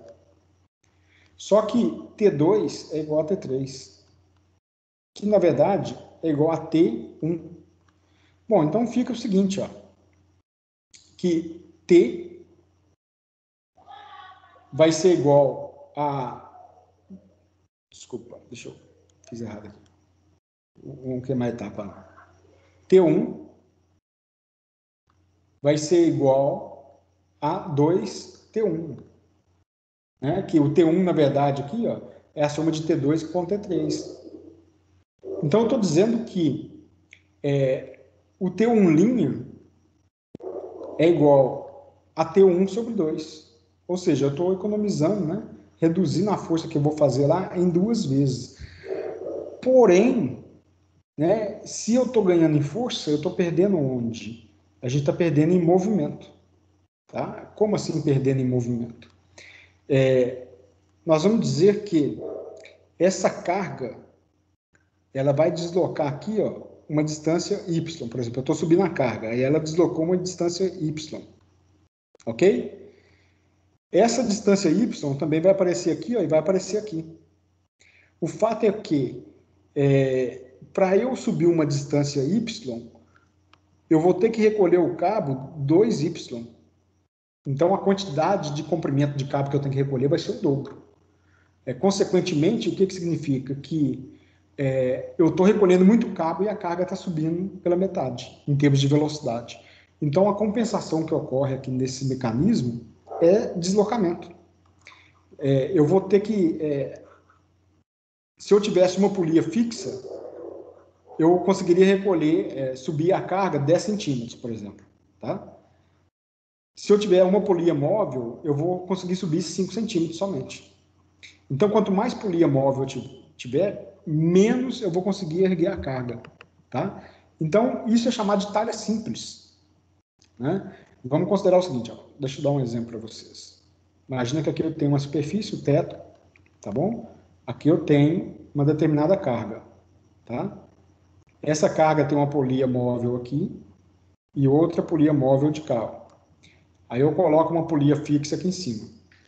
Eu vou pegar um cabo de aço, eu quero puxar esse cabo aqui, para elevar essa carga. Eu vou passar aqui, nessa polia móvel, aí vem aqui em cima, e aqui vai ter uma outra polia fixa. Eu vou passar de novo aqui nessa polia móvel aqui embaixo, e vou prender esse cabo aqui em cima agora. Tá certo? Gente, eu vou ganhar a força aqui, por exemplo, se eu tiver aqui 400 quilos, a força que a gente precisa fazer aqui vai ter que ser de 100 quilos, 4 vezes menor. 4 vezes menor, então. Em compensação, tá? Eu vou ter que puxar, exemplo, se eu puxar esse cabo aqui, vou falar o seguinte, puxei esse cabo aqui 1 metro. Quando eu puxar 1 metro de cabo, essa carga vai subir 25 centímetros, vai subir 4 vezes menos. Ou seja, precisei de puxar 1000 milímetros para essa carga subir 25 milímetros. E essa é a compensação. Eu estou perdendo em velocidade ou deslocamento da carga para ter um ganho de força, tá bom? Esse é o exemplo de talha simples. Nós vamos estudar muito esse tipo de talha aqui, ó. É aqui que a ponte rolante ela é caracterizada com um tipo de talha, tá? Ele é um tipo de talha. Só que existe um outro tipo de talha que é chamado de talha exponencial, né? O que seria a talha exponencial? Seria isso daqui, ó. A talha exponencial, né? Aqui eu tenho um peso. Esse peso está acoplado nessa polia que é móvel. Só que eu tenho um cabo que está preso lá no teto, passa na polia móvel e vai no centro da outra polia. Aí eu vou prender outro cabo aqui, ó, passar nessa polia móvel e prender no centro dessa polia. E daqui vou fazer a mesma jogada e aqui eu puxo a carga para baixo. Quando eu puxar esse cabo para baixo, todas as polias vão subir um pouco, eu vou erguer a carga. Mas a grande vantagem é que a relação de forças é exponencial. Por exemplo, a força vai ser igual a Q, que é o valor da carga, dividido por 2 elevado a N. O N é a quantidade de polias móveis. Quantas polias móveis nós temos? 3 polias móveis, né? Essa última polia aqui, ela só serve para mudar a direção da carga. Ela não está se movimentando. As outras 3 se movimentam com a carga. Então, nós vamos ter N igual a 3. Vou fazer um exemplo. Suponhamos que a gente tem uma carga de 100 kg, 100 kgf. E eu quero erguer essa carga. De quanto que vai ser o valor da força? A força vai ser 100, vamos calcular a força em quilos, dividido por 2 elevado a 3. 2 elevado a 3 dá 8, né? 100 dividido por 8 vai dar 12,5. Acho que é isso mesmo, vamos ver. Isso mesmo. Exatamente, 12,5. Então, com uma força de 12,5 kgf, então 12,5 kgf, a gente vai conseguir erguer uma carga de 100 kg, tá? Uma razão de 8. Onde que a gente está perdendo? Deslocamento. A gente vai perder a carga, a gente não consegue erguer a carga em grandes alturas. Esse tipo de talha exponencial já foi muito utilizado no passado, em oficinas mecânicas, por exemplo. Quando, por exemplo, eu preciso de erguer um motor elétrico no chão, vou dar manutenção no motor, aí eu vou erguer o motor o suficiente para colocar um carrinho debaixo dele, né? Colocar o motor sobre uma plataforma, sobre uma bancada, calçar o motor. Então você monta uma talha exponencial, você vai puxar o motor, ele vai subir 10, 15 centímetros, você enfia alguma coisa debaixo dele. Isso já foi muito utilizado no passado, né? Hoje não se usa porque a talha manual, a talha de arrasto, igual a gente já viu lá no início da aula, primeira parte da aula, resolve muito mais o problema. Para falar a verdade, isso daqui foi utilizado, gente, início do século, tá? Década de 20, 30, 40, que foi ali utilizado esse tipo de talha, né? Depois que veio o advento das máquinas elétricas, resolveu o problema. Bom, mas não é aqui que a gente vai focar, viu, gente? A gente não vai focar nesse tipo de talha, não. Nós vamos focar nas talhas simples que compõem, as talhas simples compõem um tipo de sistema que a gente chama de sistema cadernal. Né? O sistema cadernal, ele é um sistema de elevação de carga onde existem polias fixas e polias móveis. E existem vários tipos de sistemas cadernais, por exemplo. Esse aqui é muito utilizado, ó, em alguns sistemas de guincho, né? Alguns tipos de talhas. Observa que nesse último eixo vai a carga. A carga está aqui, ó. Ok? Quando eu puxar essa força P para baixo aqui, ó, puxar esse cabo para baixo, observa que, acompanhando esse cabo, ele passa nessa polia móvel, passa numa outra que é fixa, depois ele passa em outra móvel e o cabo é preso aqui de novo. Então, existem aqui 2 polias móveis, tá? Eu posso representar esse sistema cadernal por esse jeito aqui, ó. É mais fácil de entender. Mas, na prática, como é que ele é montado na máquina? Ele é montado desse jeito aqui, ó, desse jeito, tá? Ponte rolante, então, é um sistema cadernal, que eu tenho uma quantidade de polias fixas e uma quantidade de polias móveis. Então, isso daqui nós vamos caracterizar uma ponte rolante. Para a gente ficar mais fácil de desenhar, quando a gente for fazer os cálculos, nós vamos desenhar o sistema cadernal desse jeito aqui, ó. É uma simbologia para sistemas cadernais, tá bom? Gente, qual que é o cálculo que nós vamos aplicar em talha simples, né? Talha simples, basicamente, é isso daqui, ó. A força vai ser igual a carga dividido por 2 vezes N, sendo que N é o número de polias móveis. Nós vamos aplicar esse conceito aqui, ó. Então, suponhamos que nesse caso aqui, ó, a gente tem uma carga aqui de 5 toneladas. Esse 2 é uma constante? É constante, isso mesmo, é uma constante. Então, observe o seguinte, a gente tem uma carga Q igual a 5 toneladas, tá bom? De quanto que é a força que nós vamos ter que fazer nesse cabo aqui, ó, bem aqui, para erguer essa carga? A gente pode observar que N é igual a 3. Coincidência, né? Tinha usado 3 antes também. 1, 2, 3. Então, a força vai ser igual... eu posso calcular a força em toneladas direto. 5 toneladas dividido por 2 vezes 3. Tá? Então, vai ser 5 dividido por 6. Vamos ver quanto que dá isso aqui, só curiosidade. 0,833 toneladas. Então, 0,833. Agora não faz sentido escrever em toneladas, né? Ou seja, a força seria de 833 quilos. Bom, com uma força de 833 quilos, a gente conseguiria erguer essa carga de 5 toneladas. Ok? Dúvidas até agora? Então, deixa eu fazer Martúlio, vou ter que dar uma saidinha, tem que trabalhar, viu? Tá tranquilo, vai lá. Bom trabalho para você. Falou, tchau. Tchau. Gente, vamos resolver uns exercícios aqui. Separado, já está na lista 3, tá? Já enviei lá, já está naquele link. Vamos pegar uns exercícios aqui e vamos resolver da lista 3. Deixa eu só abrir aqui o Microsoft Whiteboard. Marco. Oi. Essa lista 3 você já colocou no Google Drive? Tá lá já. Já pode baixar ela que tá lá. Beleza, valeu. Falou. Ó, nós vamos resolver esse exercício. Vamos pegar esse aqui, ó. Número 1. Tem uma série aqui de exercícios do 1 a 5. Do 1 ao 5 é o que eu falei até agora, tá? Então, vamos pegar o exercício número 1. Uma rocha de 240 quilos será levantada por meio de um cadernal, composto por 4 roldanas, sendo 2 fixas e 2 móveis. Determine a força teórica, por isso que a gente chama de força teórica, porque eu não estou levando em consideração as perdas devido a rendimento, que será feita por uma pessoa ao puxar a corda e elevar a rocha com velocidade constante. Desconsidere os atritos, peso próprio e rigidez do cabo. Então, quando eu falo que a gente tem que desconsiderar as perdas, é justamente atrito dos mancais ou dos munhões, o peso próprio do equipamento, da roldana, do cabo, do tambor do cabo e etc. E a rigidez do cabo. Nós vamos desconsiderar tudo isso, tá bom?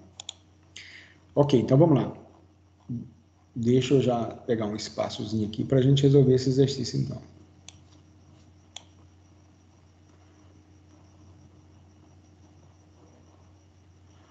Deixa eu aproveitar esse texto que já está aqui, ó.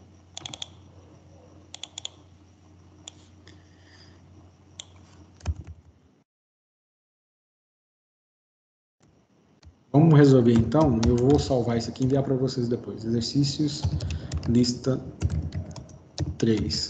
Sistemas cadernais.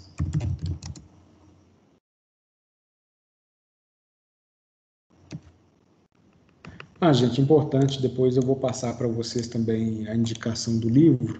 Aqui nós vamos usar 2 livros que eu estou seguindo para poder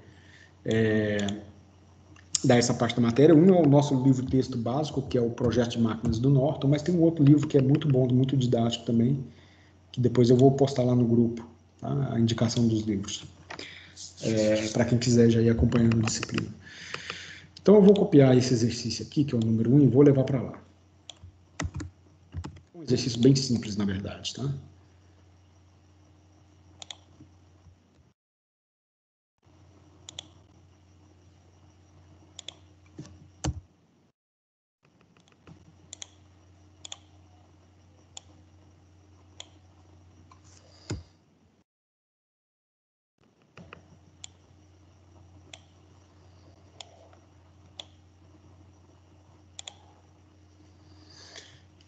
Ok.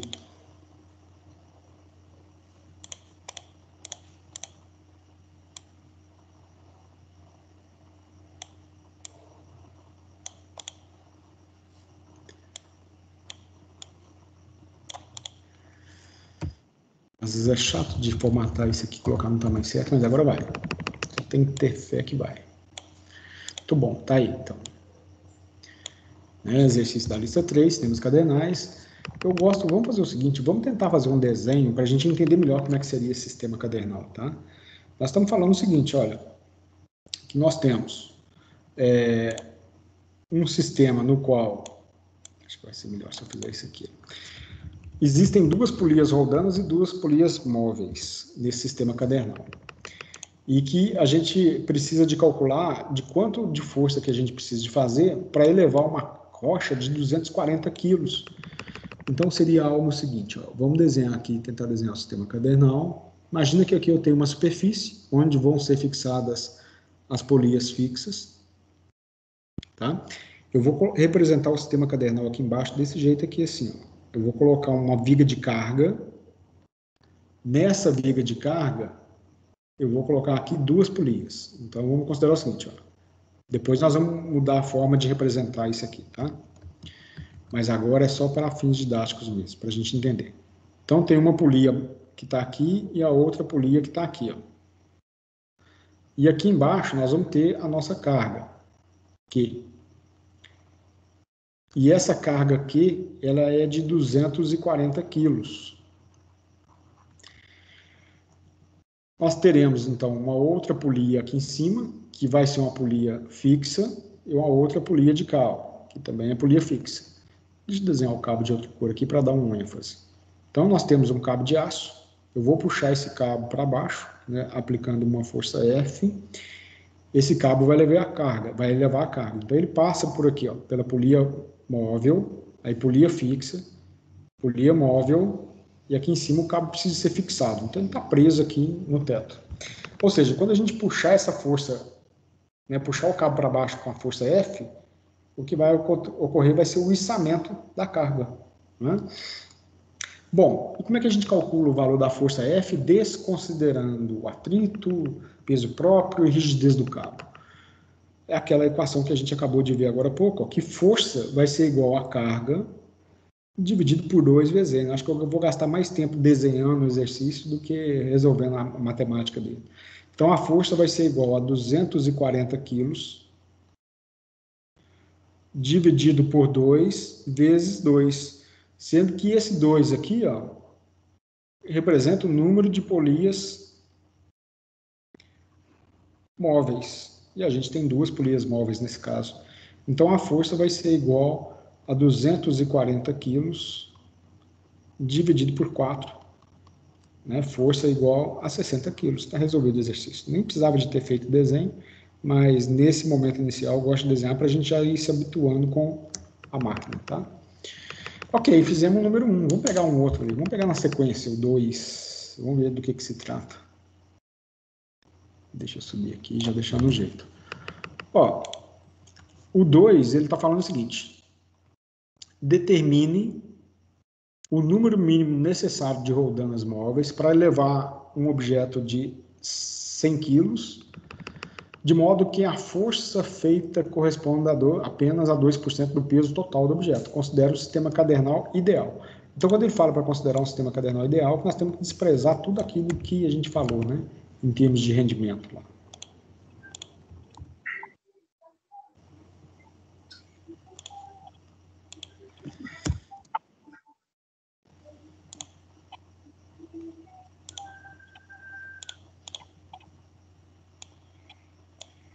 Ô, Marco Túlio. Oi. Deixa eu só tirar uma foto do exercício. Eu estava copiando o enunciado dele. Não deu tempo de eu passar o caderno. Só tirar uma foto da resolução. Claro, agora. Deixa eu só ajustar aqui o tamanho. Já vou colocar lá para você. Beleza. Muito bom. Tá aí. É isso aí? Isso. Pronto. Beleza. Gente, então vamos pegar o exercício número 2. Então. O 2, ele diz o seguinte: determine o número mínimo necessário de roldanas móveis para elevar um objeto de 100 kg, de modo que a força feita corresponde a apenas 2% do peso total do objeto. Considere o sistema cadernal ideal. Então, ok. Nós temos que a carga Q, ela é de 100 kg, 100 kgf. Não é? Ele pediu força igual a 2% de Q, da carga Q. Então, a força vai ser igual a 2% de 100 quilos, né? Não precisa nem de fazer continha aqui, ó. Mas a força, no fim das contas, ela tem que ser de 2 quilos. Com uma força de 2 quilos, eu preciso de elevar uma carga de 100 kgf. Bom, e como é que fica isso, né? Fica o seguinte, ó. A gente volta naquela equaçãozinha lá, que diz que força é igual a Q dividido por 2 vezes N. Eu quero saber o valor de N, né? Então, N vai ser igual a Q dividido por 2 vezes F. Bom, então N vai ser igual a 100 quilos dividido por 2, que é da fórmula, vezes 2 kgf. Ou seja, N vai ser igual a 100 dividido por 4, 25 polias. É muita polia, né? Polia móvel pra caramba, você precisa de colocar ali, ó.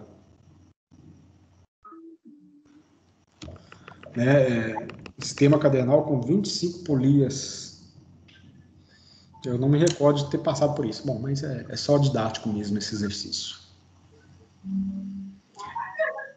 Ok? Vamos seguir então? Conceito propriamente dito.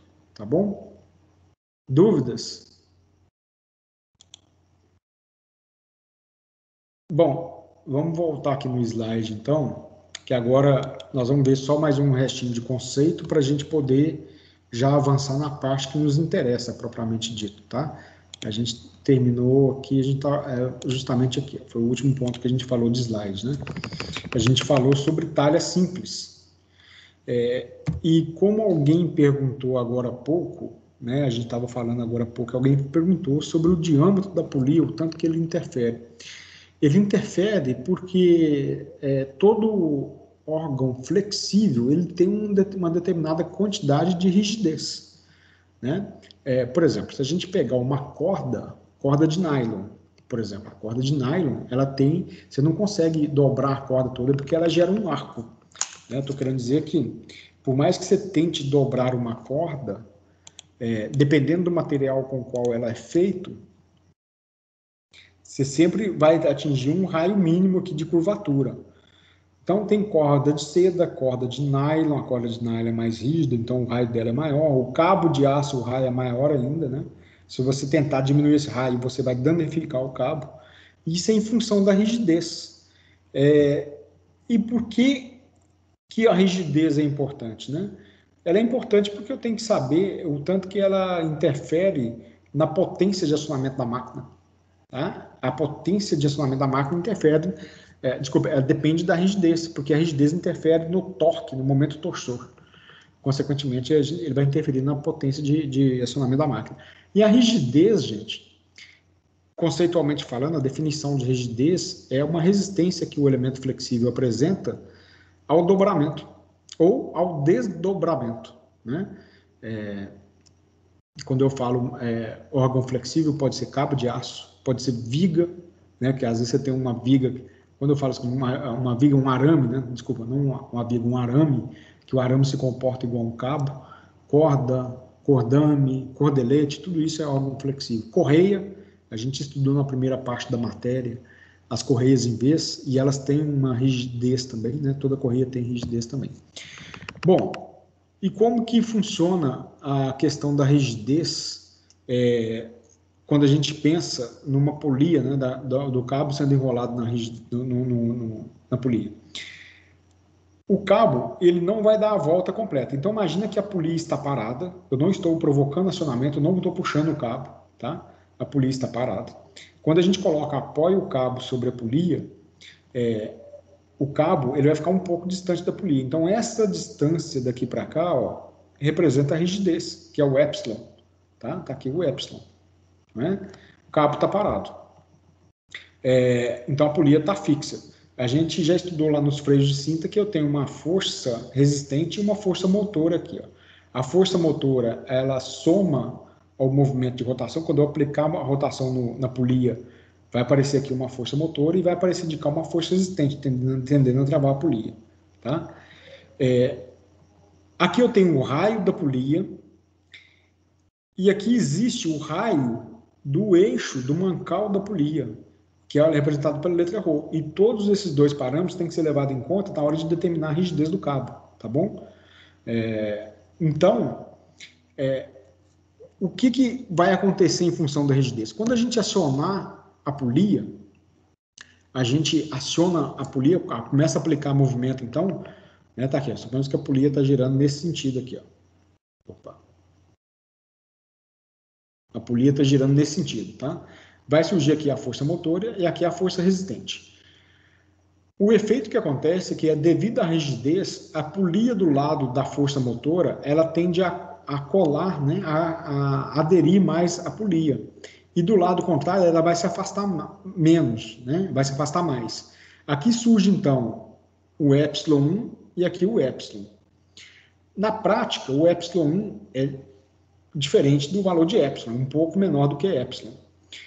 Mas, em termos de cálculos, nós vamos considerar os dois como sendo iguais, tá bom? O epsilon 1 e epsilon. Então, isso é o efeito da rigidez do cabo quando a polia está em acionamento, tá bom? E a rigidez, conforme eu falei com vocês, ela interfere no momento torsor da polia. E o momento torsor, o momento de frenagem, né? Para a gente determinar a potência que eu preciso aplicar para fazer a polia girar depende desse momento de torsor, nesse momento de frenagem. Então, eu preciso saber a rigidez do cabo. Como que nós vamos saber a rigidez do cabo? Isso já foi feito um estudo empírico, né? Estudo baseado em medições, laboratório, etc., para alguns tipos de cabos. E já tem uma relação que é o seguinte, ó, que a rigidez do órgão flexível ela é dada para esses três casos. Quando estiver usando corda nova, corda usada ou cabo de aço. No nosso caso, nós vamos focar em cabo de aço.